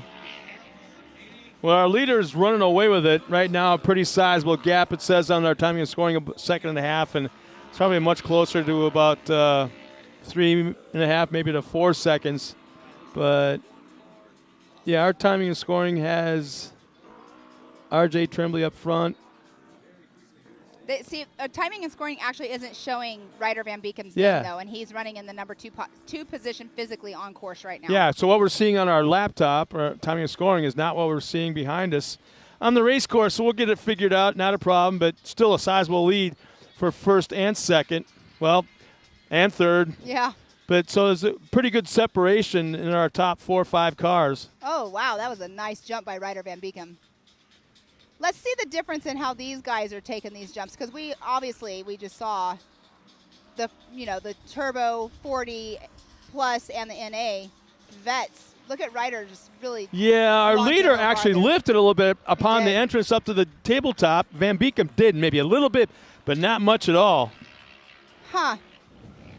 That's a little bit of strategy in there, too, maybe. These kids Well, talk it's a strategy. chaser. It's a chaser being chased mentality. Yep. If I'm the leader, I have no idea Oh, they're neck and neck right here. outside of what the spotter's telling you, if there is a spotter. Yeah, it wasn't long ago that there was a 3-second gap back to second, and it is gone. And Ryder just took over the He's lead. got the inside line. He's he's got the lead. I saw it. To the point where I'm wondering if our second place car. Might have an issue going on. Yeah, exactly, because it was too easy. It was too fast. Yeah, he and was. the speed doesn't seem like there that it once was. Like you said, he was running away with it there for a little bit. Sounds There's a little pop. poppy. Yeah, there's some backfiring going on. It sounds like he might be down a little bit of horsepower, because now look at the lead that Ryder is Yeah. getting over. That was the same size Carson. lead that Ryder. I'm sorry. Carson? Actually, that Ryder had last lap. But it sounds like a spark plug wire is starting to come off partially. Well, and they were all out here pressure washing their cars right after practice this morning. Well, that's the other thing. It's like you got to cover up the vital areas, cover them up when you're pressure washing these things, and sometimes that happens, gets into the electrical. Yeah, exactly. And you have to really be careful when you're pressure washing those cars, and you really don't want to hit the computer, where the computer is on these cars, or get the wires, or even the air filter. You want to make sure that's dried out. Look at the lead right now that Van Wow. Beekum has as they come back down into the valley. Now it's going to be interesting to see how he hits this tabletop this time, Bob, because I'm sure he's got spotters that are telling him, easy, right? Just bring it home. Just bring it home. So Ryder Van Beekam's lap time was a 2:11. Those are the lap times that they were coming out with earlier in the expert class. The expert turbo class had 2:11s, 2:12 times. So Ryder Van Beekam's got a really, really good lap times going on right now. So it looks like Carson definitely has something going on. Yeah, he's falling back to third right now. Yeah, and he's slowing down even more. Ryder's running away with it right now. A 2:10. He just picked up a second on his lap time. And he slowed more of that tabletop jump that I was watching. He slowed down a little bit more than he did on the last lap. Really, really good seat time. This kid lives in Arizona. I'm sure they get all kinds of seat time. Yeah, he walks out the back door of his house, jumps in, and just takes off. Yeah. And not down the street either. Probably right straight out to the desert.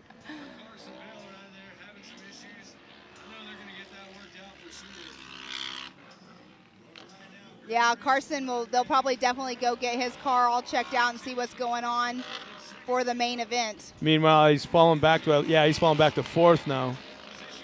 Yeah, you can really hear the popping now. It sounds like his motor's not happy. And what's hard is these hills that they're climbing and going up, they are steep. So hopefully he doesn't lose too much power, because that's the reason why we didn't have the 170s going up those hills. Partially was that, and plus, they needed a shorter course. But hopefully it doesn't get to the point to where his car is struggling so bad that it doesn't want to make it up. Well, are they on the last lap? No. Are they running 3 or 4? Let's see. They are running. It'll tell me in just a moment. They're in lap 2. On track, there's 12 cars. It's not telling me on here how many laps they were doing. Oh, 4 laps. They're doing 4 laps. So Brennan Vale says, destroy the damn car and get back in first, bud. It probably would take that. Sometimes the motor just doesn't want to do what you're trying to make it do. That's the bad thing. So best lap time right now is Ryder Van Beekam at that 2:10.301. That's smoking fast. That kid could be running with experts.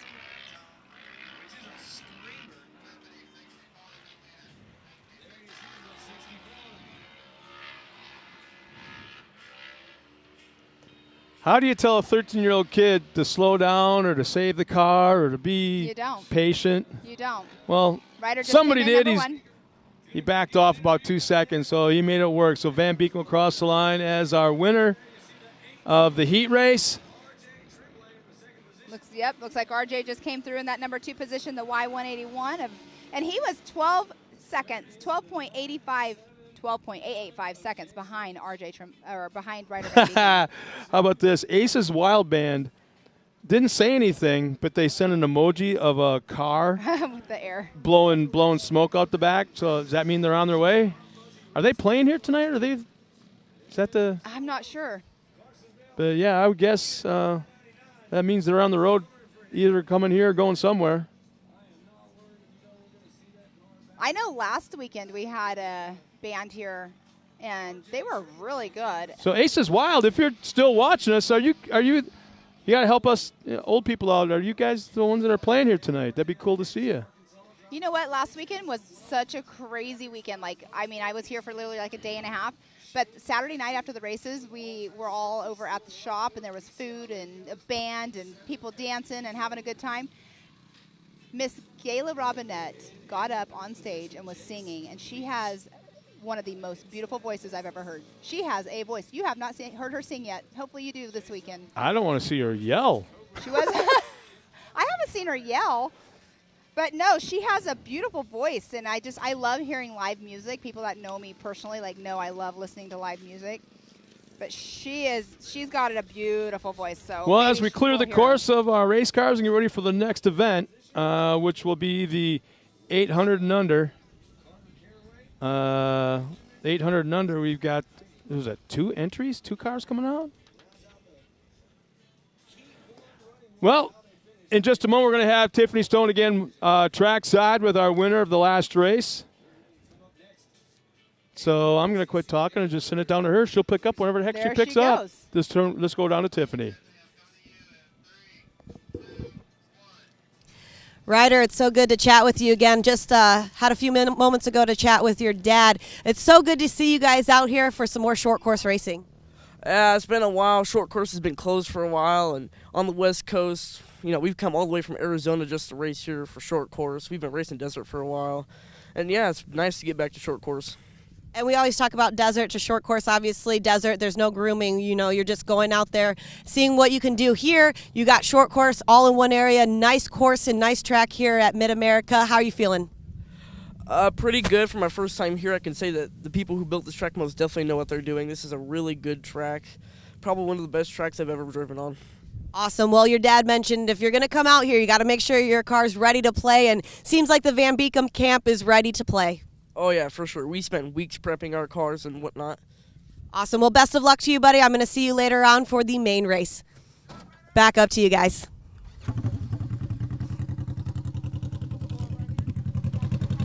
Thanks a lot, Tiffany. And you know what? We need a bigger break.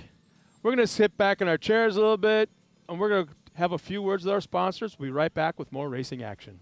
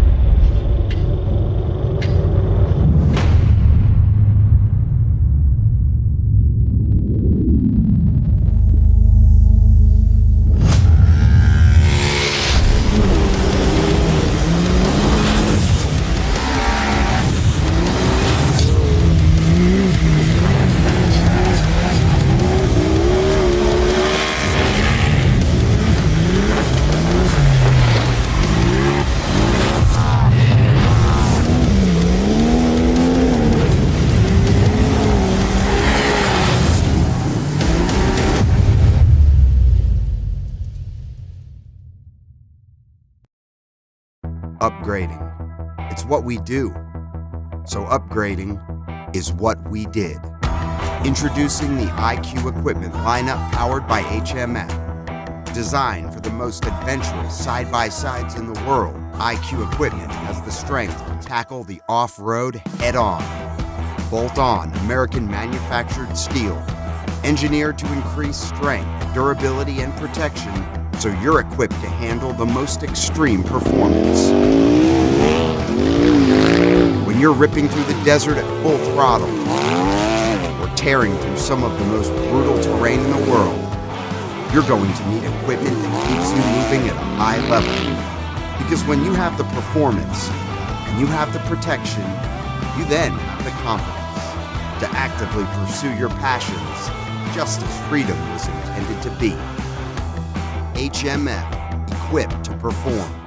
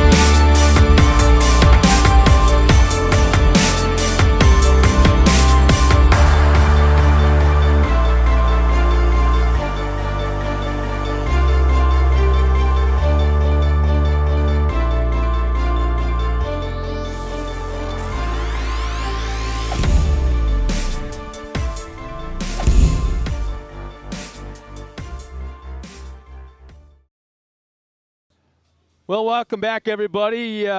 You think you're missing some race action here this afternoon here at Mid-America Off-Road? You ain't missing nothing yet, because just down the road, about 12 miles, we've got something else going on. We have got the BMR going on, and there's all kinds of crazy action going on. In fact, this happened last night, and it's going on right now as we speak. Let's check it out.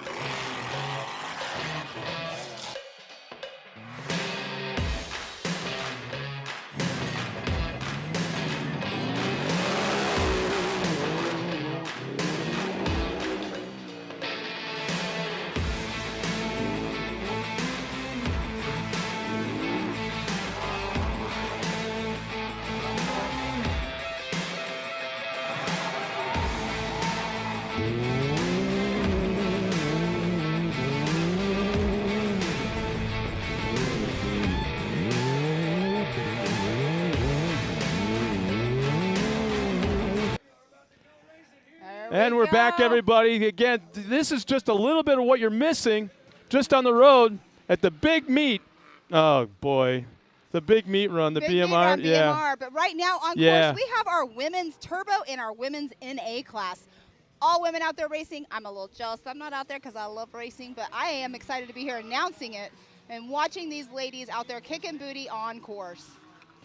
I'm not. Yeah, I was going to say I'm not sure they were given a chance to practice this morning, but I see a couple of muddy cars out there still, so maybe they did. But I can't help but think they're a little bit timid because the track conditions are majorly different as we take another green flag. Yes. For the other division. So first off the line was the turbo class, the women's NA or turbo. Second will be the NA class. They're not going to let the NAs go out before the turbos. Yeah. Of course, we all know the reasoning behind that. Do not need to explain it. I kind of get the feeling that when the women take the green flag, they go up to the top of the hill, to that soft left-hand turn into a sharp left-hand exit, and then go down the hill and kind of go, oh, shit. Yeah. You know what? So they're kind of timid that first time. And that downhill right there, when they're coming off that first high bank turn, when they're coming down, it's such an off-camber right-hand turn before they go into a jump. Yeah. And a third division going out. Oh, that caught me off guard. Meanwhile, Ace's Wild Band, they are on their way here, and they will be playing at the shop tonight. So that's super awesome. That's going to be cool to see. I'll call them out when they get here. I believe they were the same band from last weekend. Okay, so the reason why there's a third line that went off, with the first line that went off was the women's turbo.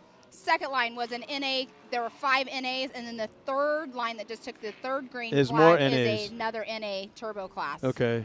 Or not NA turbo, that doesn't make sense. Another NA class. You've been here too long already. Yeah, and they are all doing 4 laps.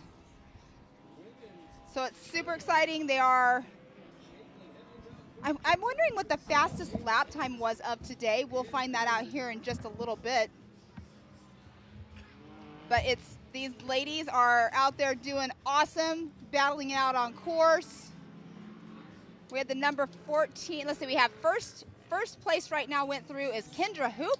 Second place is Caitlin Helms. Third place is Katie Thomas. Fourth place is Lacey Tewksbury.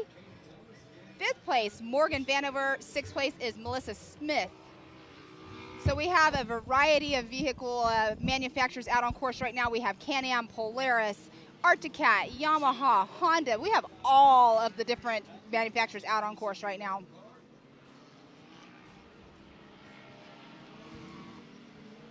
So through that first lap was Caitlin Helms came in second place, a little over a second behind Kendra Hoop, number 1. And in our women's NA division, I say division because that's what it's saying on here, row 1 is Haley Boodle, Holly Mulligan. That's a Yamaha and Arcticat out there in the NA class right now. And then Brooklyn Singleton, the number 16, came in third place. These ladies are showing up out there. I can't wait to see their lap times. Yeah. It's not going to upset you because, like you said, you wanted to be out there. I would love to be out there, but you know what? Just because you're up here doesn't mean you can't step away for 2-3 races. I did that last year at one of our races. Nothing wrong with that. I was asked to co-drive in our race at Sturgis, and I hopped in. Yeah. Yeah, it was a lot of fun. It was in Jamie McCoy's car, and Jason Watts was driving it for Jamie. And we ended up third place that race. It was a fun track.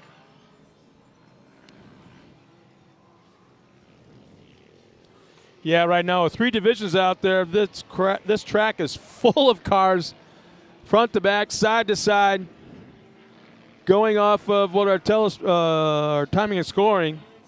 So we have 16 different races going off the line today. And next up, we will be having our Pro Turbo.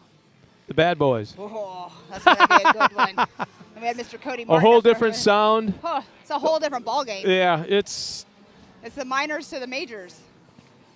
I'd almost say it's the all-star break. There we go. Yeah.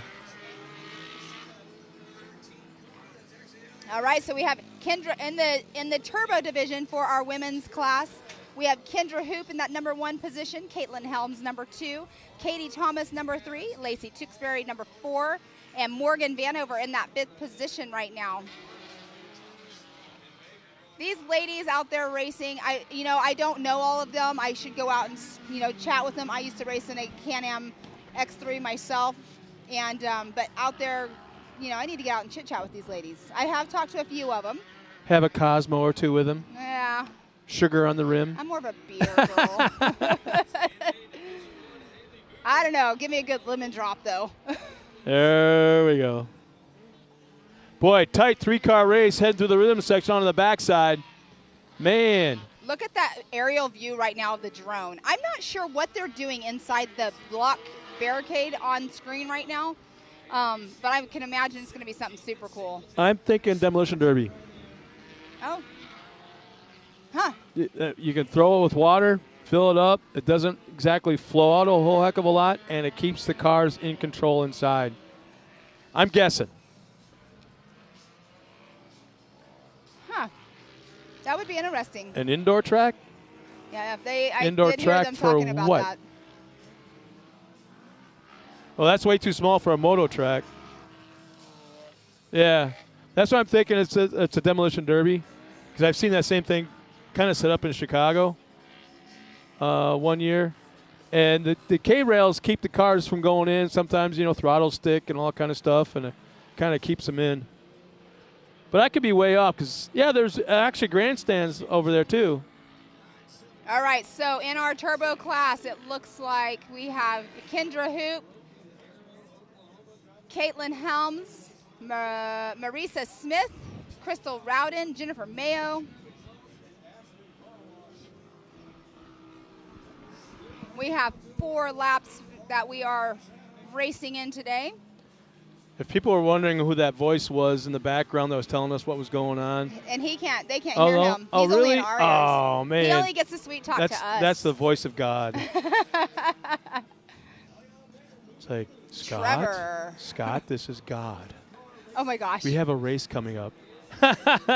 It's Trevor. He is the soon-to-be son-in-law. Oh, Taylor. Sorry. My bad.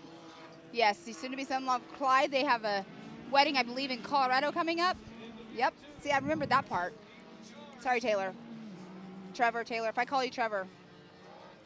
I know you guys at home are like, who are they talking to? But literally, we have somebody in our ears that are, feeding us information that we might not see. So there's always so much behind the scenes that people do not see what it takes to put a show together. It amazes me still. Felicia Johnson is in that 4th spot. Sean Philbin, Gavin, what? No, that's not. What's going on? It's the timing it has them up here. Okay.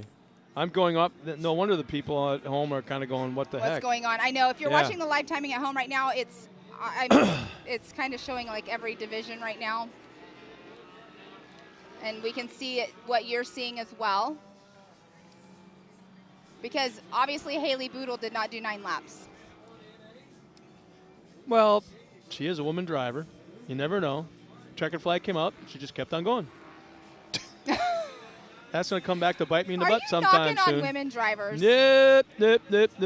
You know what's awesome is seeing so many women coming into this sport, because I've been racing since 2007. Well, let's just say that, to answer your question real quick, when my wife is driving, I am pins and needles and death grip on the door handles until she stops and gets her Starbucks. Oh, really? Then I'm fine. Then God is good, life is great. Until then, Can I tell you, I'm the worst backseat driver. Yeah. Yeah. I just sweat. You just let her get her coffee and then you're good. Then I'm fine. Then I can breathe. I wouldn't say relax, but. Sorry, everybody at home that's seeing the live stream that's showing that people that are not actually on screen. Yeah, at least the checkered flag is out. Oh, we've got, that's. I'm not sure. But is the banner wrong and the car's correct? The banner is not correct. Well, I know. Is the banner wrong, but the racing correct? The racing should be correct. Because they did about. Well, you got to understand. Here's the thing to think about. We often say how it's amazing. King of the Hammers is able to pull off what it does out in the middle of the lake bed. Well, you know what? This is not a lot different. Right. We're out in the middle of Oklahoma. In a small town. In a very desolate area. Not desolate. In a very rural area. With not a lot around it. So we're kind of trying to pull off the same kind of concept. Exactly. And it's only going to get better. Right. Jason and Brad and the gang here, they know what they want to do. They have a goal. And they're just, But they have to check with the boss first. Only, you know who that is. Well, yeah. Miss Gayla. She's amazing.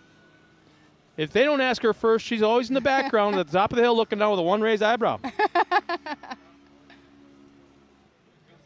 So we can't tell you. Our time of scoring is all messed up. Right this second. But I do know that in a moment we'll be going down trackside to Tiffany Stone with our winning interview. It won't be. Oh, okay. So I guess the winning driver kept on going. I'm just wondering if the ladies want a guy down there to interview them instead of you never know. Oh, my goodness. Well, it wouldn't be me because I'm not. Are you going to run over there? I'm not a draw. The women that see me definitely keep on going. So what they'll do, like we've been doing all day long, they'll clear a course.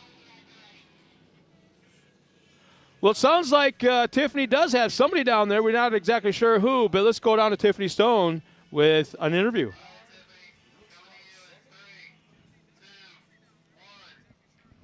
Shall chat with you down here. It's so wonderful how great this course is and this track. How are you feeling right now? Well, I'm a little disappointed, but considering everything, I mean, it was fun, it was exciting, unexpected stuff, it happens. And talking about that right now, obviously we've still got a main heat coming up, our main race, and working your way through, you said you're a little disappointed this time, but what do you think you got to change to be able to get that top spot here at Mid-America? Well, I got to definitely change my start. I think what my issue was, I think some of those spots were still a little softer and slicker than what I anticipated. And coming up on that hill, I hit a little rut, which is where it flipped me. But, I was like, we're just going to stay calm and finish the race, and we'll try again next time. Well, I like that attitude. And like you heard Michelle, she's like, you know what? I need a better start. We're going to fix some things and do better for this main race. Back up to you guys. Awesome. You are all set. You don't necessarily need, but I'll sit there for you. Zoom in on the start line, Nick. Go ahead and zoom in on the start line. Thanks again, Tiffany, and she'll be talking to the winners all afternoon long as we get ready to come back in a moment with our main event. Well, I'll call it main event, sirs. Our main, no. It's not a main event. I'm wrong. It's a heat race yet our for main the heat race. The badass boys. This is when the big boys will be coming out and showing us what they got in race number 13. It's going to be our pro division. So we will have how many? We have 9 entries in Pro Turbo. No, 9 entries in Division 1. In row 1, and then in Division 2, there's how many? 7, and then Division 3. 7. Okay. Yes. So there's going to be a lot of cars on the track, a lot of very fast cars. It's going to go by a lot faster. Yeah. And here's the thing. This track is way, way, way different than it was earlier this morning for practice. There are going to be a lot of lining up and getting squared away. All these cars will have to be lined up in their rows before we can go through the first green flag. Exactly. Track is a little bit over 2 miles in length. And I'm sure all 2 miles will be filled up with these cars.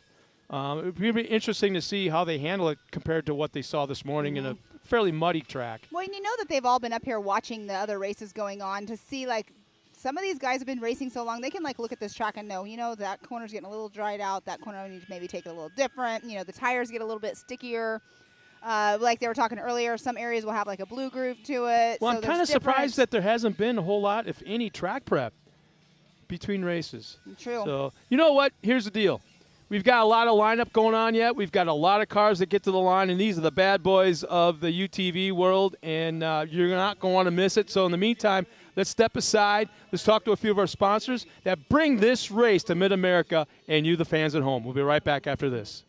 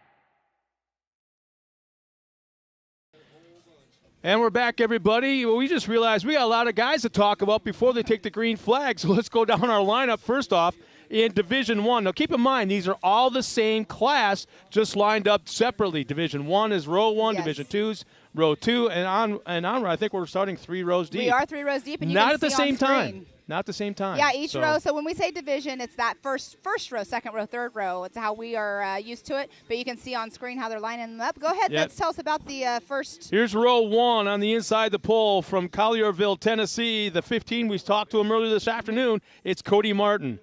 And right alongside of him is Kobe Caraway from Blue Ridge, Texas, in the 18. The 21, Kanan Baker from Owasso, Oklahoma, in the 21.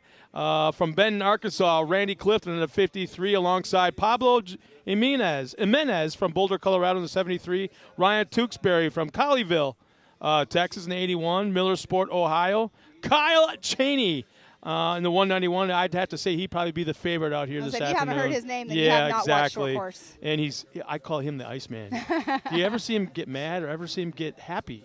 He's always just level. And then finally in row 1, Zach Smith from Claremore, Oklahoma, in the 2021 or 22 221. 221, Jeep.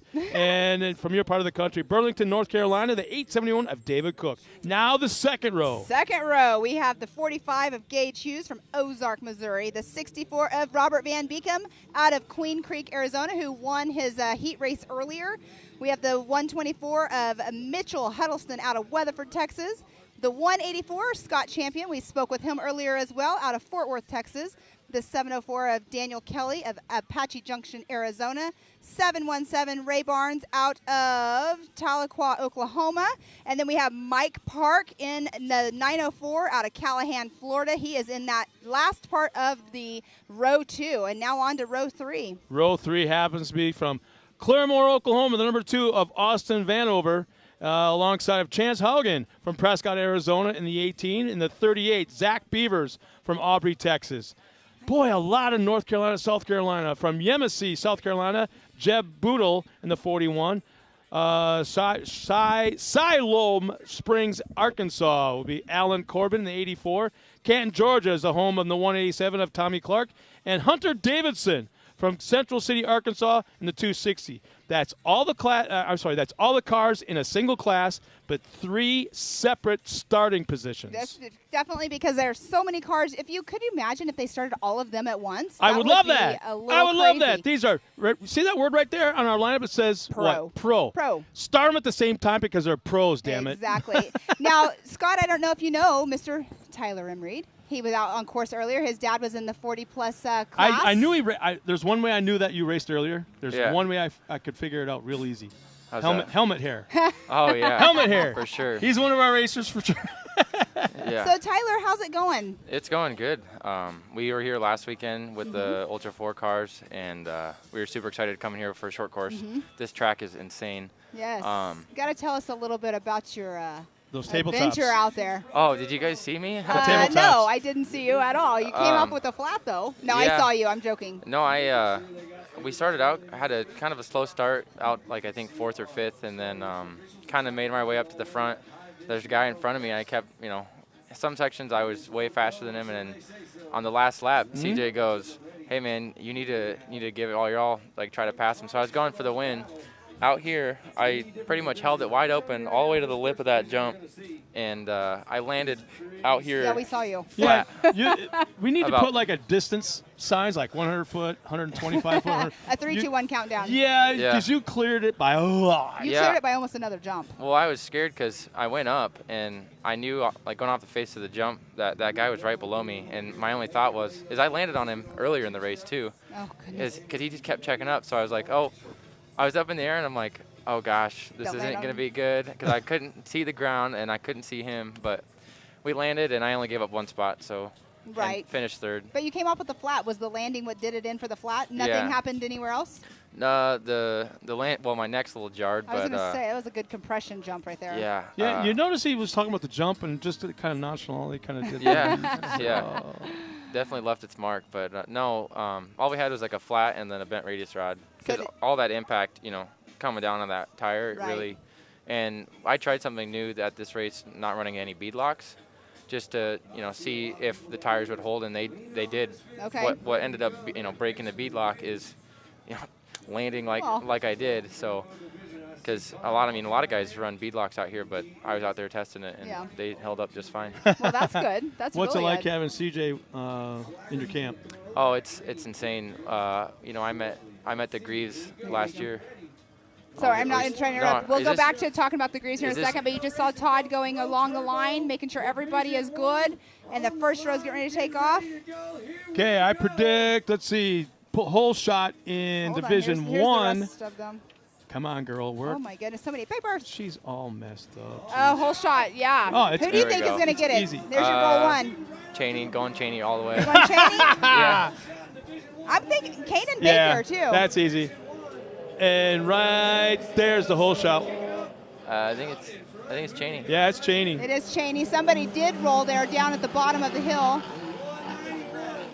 I'm telling you, there's something going on with that left rear on Cheney. Oh, Cheney's no. got a flat. I'll bet you money Cheney's got a left rear flat.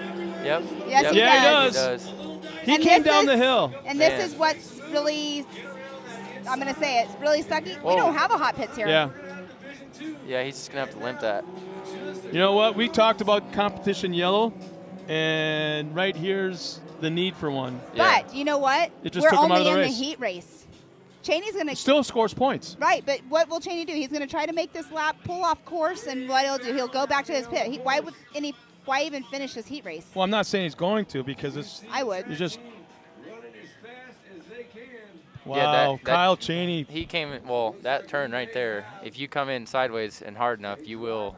It puts so much side load on those tires, unless he made contact.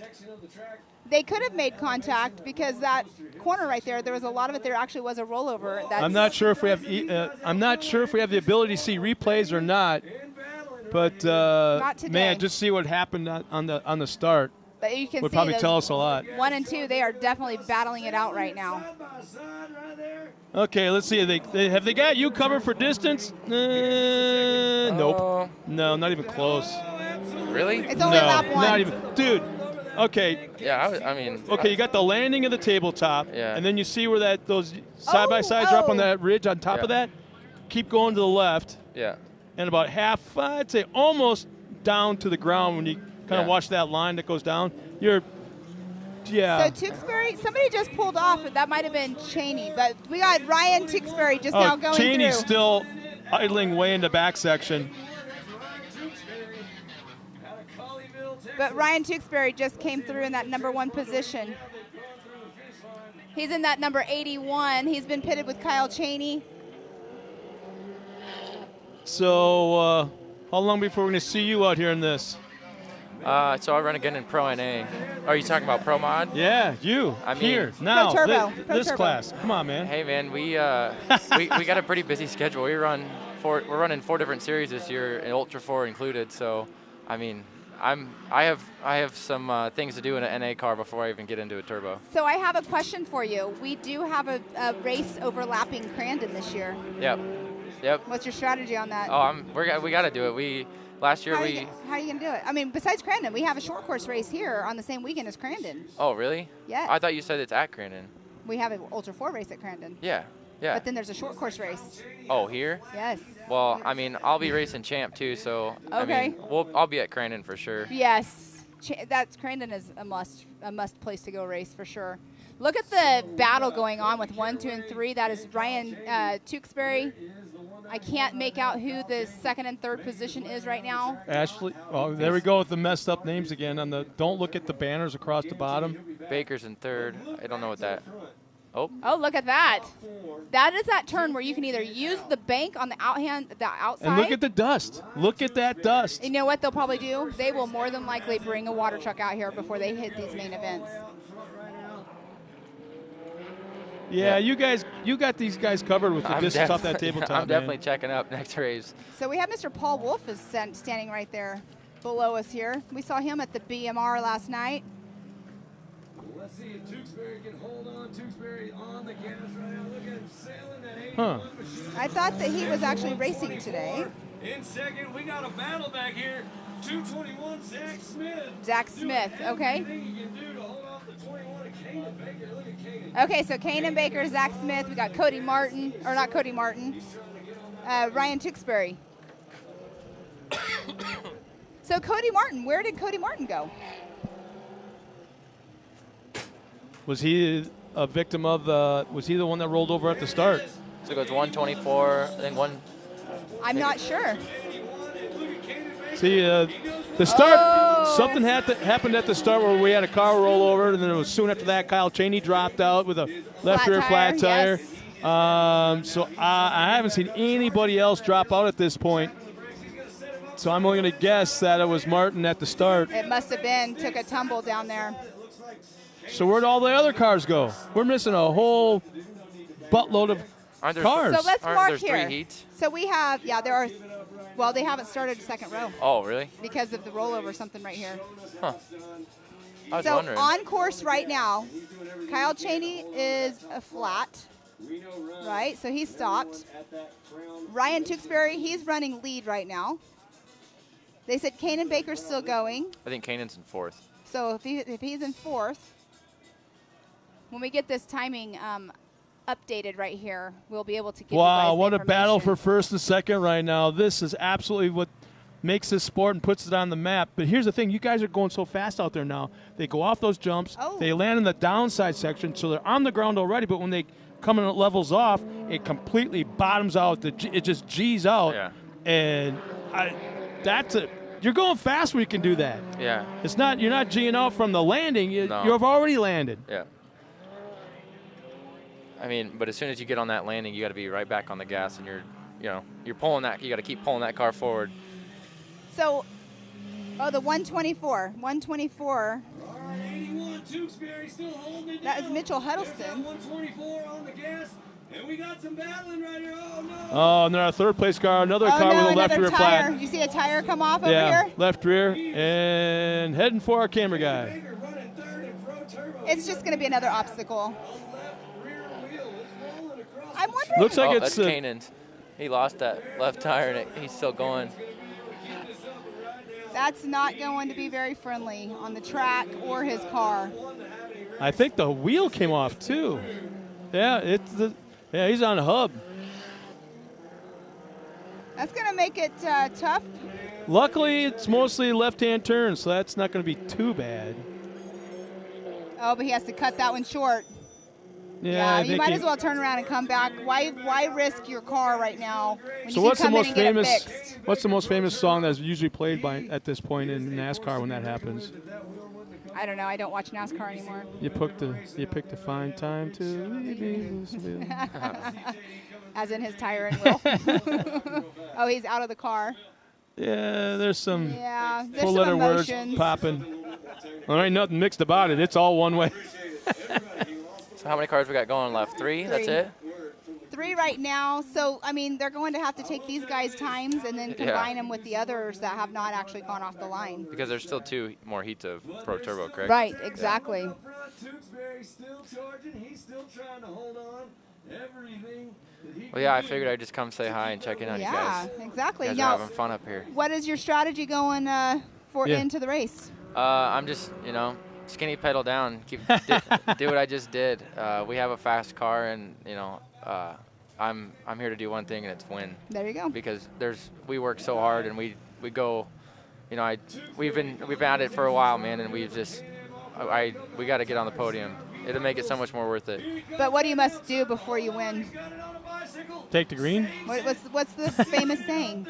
What? To finish first, you must first finish. Yeah, you got to finish first. Well, Not with the flat tire. Hey, I'm just glad your keister's all in one piece after that landing Oh back my there. gosh, we were like, oh, that was hard. No, it was. I about lost it. CJ came over and was like, "Hey man, are you all right?" And I was like, holding on to the steering wheel, and I was like, "Well, at this point, I'm just gonna cross the finish line. I don't care who passes me." But So do you have an inversion table at home? yeah. Yeah, you might want to hang on that when you get home. Definitely gonna go get a massage when I get back to Nebraska. Oh, there you go. Chiropractor too. Yeah.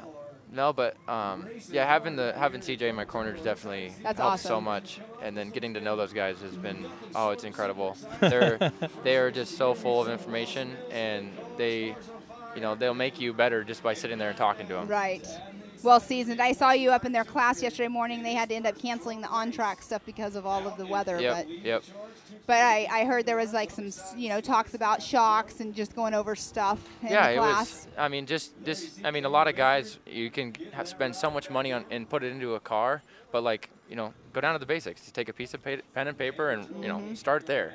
Exactly. A lot of people, on these race cars, they don't know how to work their shocks. Like they don't know how to tune their car. Right. You can have $100,000 and build yourself a race car, but if you can't, like they said yesterday, the guy who goes out and can come back and tune his car, make it a little faster, will beat the guy that just comes back in and is like, oh, well, the car was fast, but it is what it is. Yeah, I get that 100%. And you learn from a young age. I'm not going to talk about my kid too much, but my kid, he had to feel for his car whenever he was racing circle track. He could come in and he'd be like, I need you guys to loosen it up a little bit. Like, he couldn't like actually do it because there were certain ways you had to turn certain things, but he could tell somebody what it needed to be done. But we still have the 1 and 2 right now of Ryan Tewksbury and Mitchell Huddleston right now battling out for that 1 and 2 position.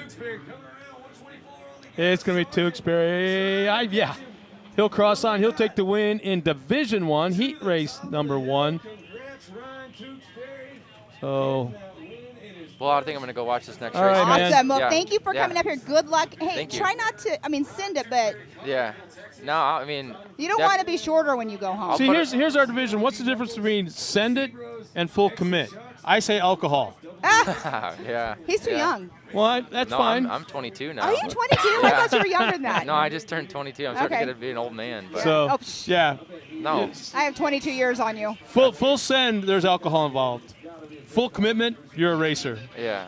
Well, in that case, I'm fully committed every day. Well, like I just said, you just don't want to go home shorter. Yeah, that's right. Well, yeah, thanks for having me, guys. Yeah, and, thanks for coming up.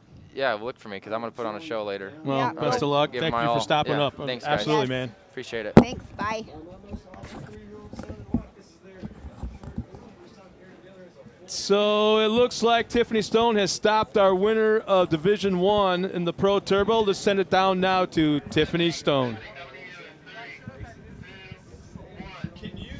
Ryan, that was a crazy heat race out there. Walk us through what exactly you saw.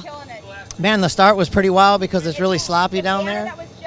First turn was fun. When we went up the big hill, a whole bunch of people started piling up and doing 360s, and I got a lucky clean break through the middle of them and just try to hold a safe race throughout the rest of it. And talking about that, obviously, right off the start, we saw a lot of carnage happen. We saw Cody Martin flip right there and everything like that. Not sure if you know about that, but how do you keep your head into the game, especially when so much is happening behind you? You know, when right before the green flag drops, the nerves are going crazy, but as soon as it drops, it's all about trying to make sure you stay as far ahead of everybody as you can. All right, well, I'll let you get back there, get prepared. We've got a lot more racing to do. Back up to you guys. 2-1. He's coming back. Thanks, Tiffany, for all the drivers' interviews down there. It's been a very exciting day, and we're not even in the races. This last race started off really, really hairy and then calmed down really quickly. Yes, it did. Two of the biggest names dropped out almost right away. And that tells you right there, this is a tough sport. Oh, they're starting off the line. So this is row number 2 of Gage Hughes, Robert Van Beekum. Mitchell Huddleston was just now in the last race, actually. Scott Champion, Daniel Kelly, Ray Barnes, and Mike Park. Now since there wasn't an incident at the start, will they wait 30 seconds, 60 seconds, whatever it is, and start the third division? I'm not no race director or anything, but if I had to guess, they're going to start these 2 classes as they would have originally, and they're probably going to have to just filter in the times from the 3 guys. Yeah, it's all done in time. When you run it like this, that's all. In fact, there they go. They started probably 30 seconds apart. So that's what they'll have to do is the top 3 guys that just finished. So here's Division 3 now starting. So this is Austin Vanover, Chance Hagen, Zach Beavers, Jeb Boodle, Alan Corbin, Tommy Clark, and Hunter Davidson. This is our last heat race of the day before we go into our main events.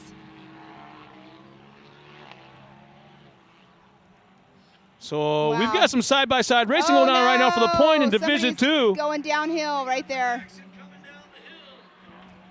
Sorry. Hung up on the side, man. That car slid down, 30, 40 feet, and it seems like it's still sliding a little bit. Not exactly sure who it is because we're belly pan up It's a in red our car. vision. I know it's a red car. That's about it. It's a Polaris, I believe. So a little bit of a separation, first and second in Division 2 as they cross that tabletop. Nice job hitting that on the downslope. Side by side for third across the tabletop in the air. So what do you think? I mean, right here, we're seeing so many more rollovers and so much more action. It's because the faster guys are out there. They're pushing it as hard as they can. They want to start in that row number 1. Keep in mind, though, that the track is completely 100 million% different than what they had this morning at practice. It was sloppy. It was soupy. Cold. And cold this morning. Now it's perfect temperature, low 70s maybe, high 60s.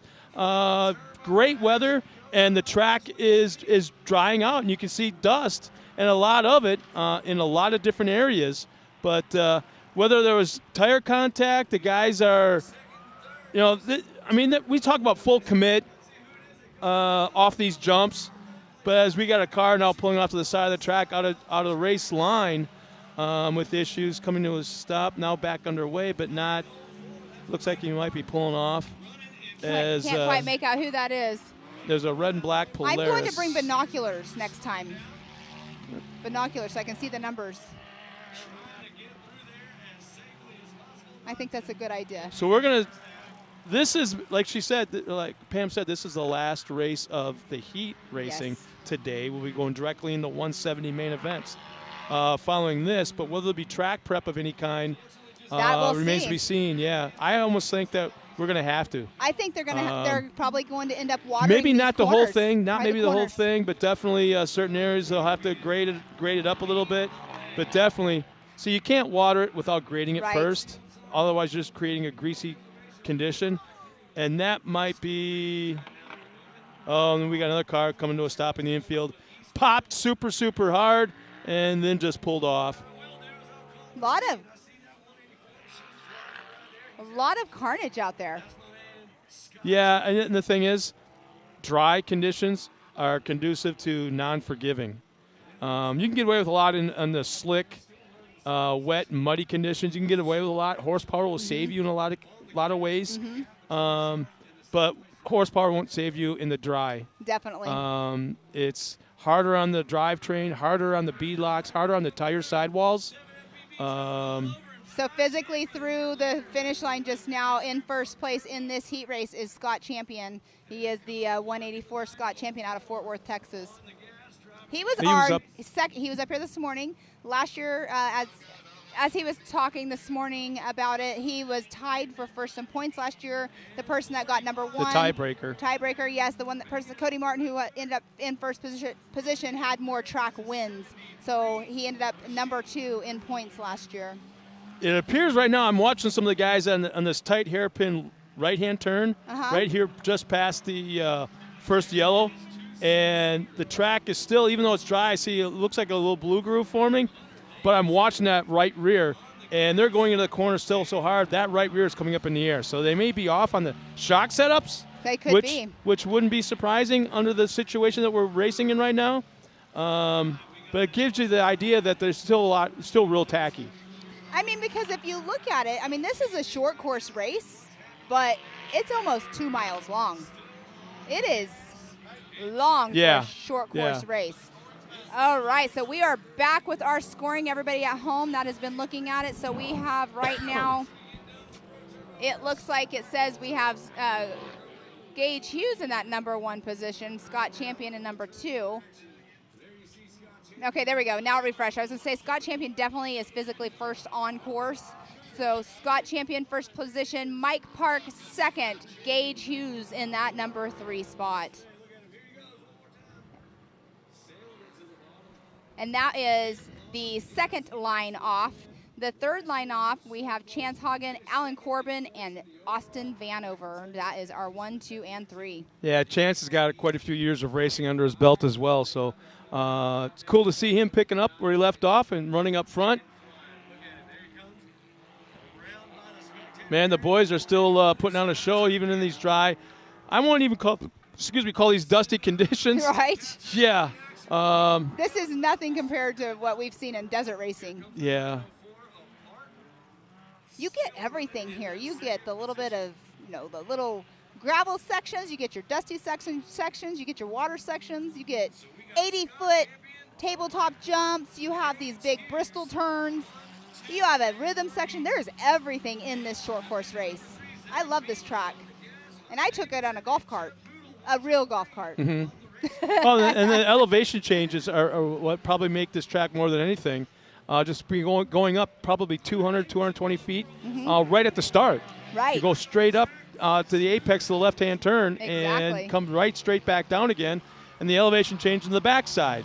It's not a flat course that it just built jumps in, kind of like, I'm going to say, Lake Elsinore, the Lucas Oil Track, or even Glen Helen. Yeah. This is a natural terrain racetrack, which is the drivers love that kind of stuff. Exactly. Absolutely love it. Speaking of Glen Helen, that's so fun. I don't know what they call that one turn where you go up by the water tower.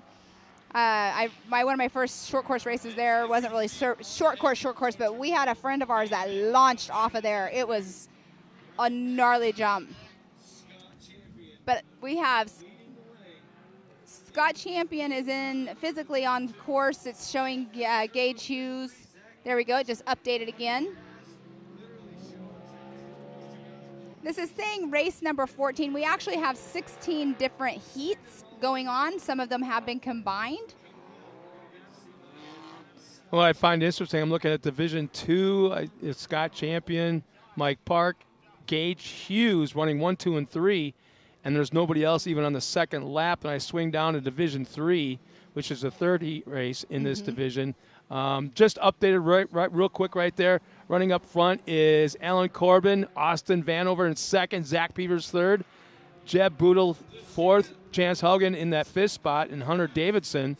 And they're all on the same lap. So the race right now definitely is going on with the guys in Division 3 race. Yes. As Scott Champion's all by himself on the final lap. Right. Or I'm sorry, the second to the last lap. Well, yes, he has one more lap to go, and the best lap time right now is a 2:06. So remember earlier we were talking like, do you think they're going to make that 2-minute mark? We'll see in the race. If they were going to do it, it would be on this track right here, the conditions that we have right now. It would happen now. And with track grooming coming up after this is done, I don't see it happening at all this afternoon. No. If they can't do it now, they're not going to do it later on. So do you think with all of the way they did their tire prep and everything, they were prepped for, muddy conditions, and they got their tire pressure set up a certain way? Do you think they changed any of that setup due to the track being so dry? I'm pretty sure that a lot of the guys kind of went from the knobby type tires to, I don't want to say highway tires or car tires, but very, very close to it.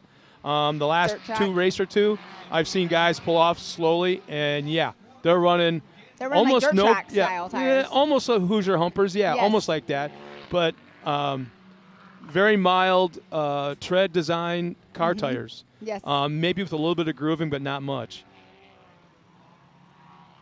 Yeah, it's been a very interesting day. We've gone from super cold weather this morning, and now we're heating up. It's a little warm. We have Scott Champion in that number 1 position on that second division. Mike Park, number 2. Gage Hughes in third. Like you were saying, the Division 3, we have all but one car that are all on that last lap. So it's going to be interesting to see the main events of who can get their cars back going for the main event. There he is right there, 184. Scott Champion headed up the hill. There you see Billy C. So Scott Champion will take the win and be in prime starting position for the main event later on this afternoon. And he was all by himself. He was well out front. With a 2:09.529 was his last lap time. I mean, he's going for the win. He wants the championship. 19-second gap between him and Mike Park. Yeah, that's crazy when you're first and second. The separation is that, but it's not going to be that for the no, for the main event. I guarantee you that. Yeah. Now when they're all on course together. So as our finishers continue to cross the line, there will be some track prep going on. Yes. We're hearing definitely at least water, but I'm thinking that you can't water without a little grading as well, otherwise you're just create a greasy condition. But we'll see what's going on. We want to soften the track up and create some new lines for the guys. Well, and they also have to still do some recovery. There's still a couple cars out there on course that they're going to have to recover in, and can't start the next race without those guys in.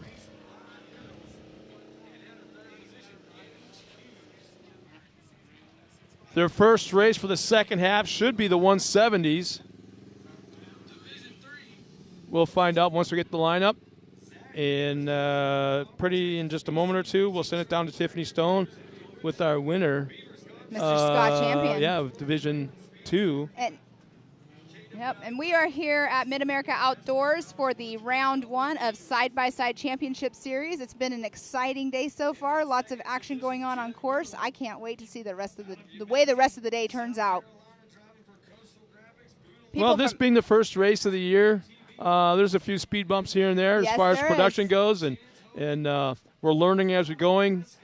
Bunch of new people, a ton of new racers, new track. New equipment, so there's a lot going on trying to make everything happen. Exactly. So with that being said, let's now go trackside with Tiffany Stone and our winner, Scott Champion. Scott, nice job out there. It's so good to see you move from 2 wheels to 4 wheels, and obviously you took second in your class last year, taking the fastest time right now in your heat race. How you feeling? Yeah, it's awesome to be back here. The track at Mid-America is so fun. It's like a motocross track for UTVs, and yeah, we're having a good time today. Just trying to stay out of the carnage in those first heats, and hopefully we can get that win in the main event. And talking about all the carnage, and obviously this is a great track. They've changed some things, of course, from what they've done last year. What do you find the most exciting about this track right now? Oh, the start is, it seems like you can get a good start from anywhere, and they built a big tabletop so that we're flying 80 feet through the air and a lot more high speed this season, so it should make for some good battling. Awesome. Well, best of luck. I know you've got that main race to get ready for. I'll let you get back, and it's going to be an exciting main race. Lots of things happening down here. Nice job to you, Scott. Back up to you guys. Thanks a lot, Tiffany, and hell of a job the first half of the day, but your job's not done, so don't be going anywhere. And as fans at home, don't go anywhere as well, because we got full afternoon of main event racing. Now it's just heats. Now it's main event. And now we're going to watch for the whole shot awards for every single race. In fact, we lost one of our inflatables up there on the hill where the whole shot's going to be scored at. We still got some cars being pulled off the track. We're going to have a little track prep going on. And in the meantime, I'm thinking that we need to talk to some of our sponsors. And so we'll be right back after this. More racing action, the second half, and we'll see you then.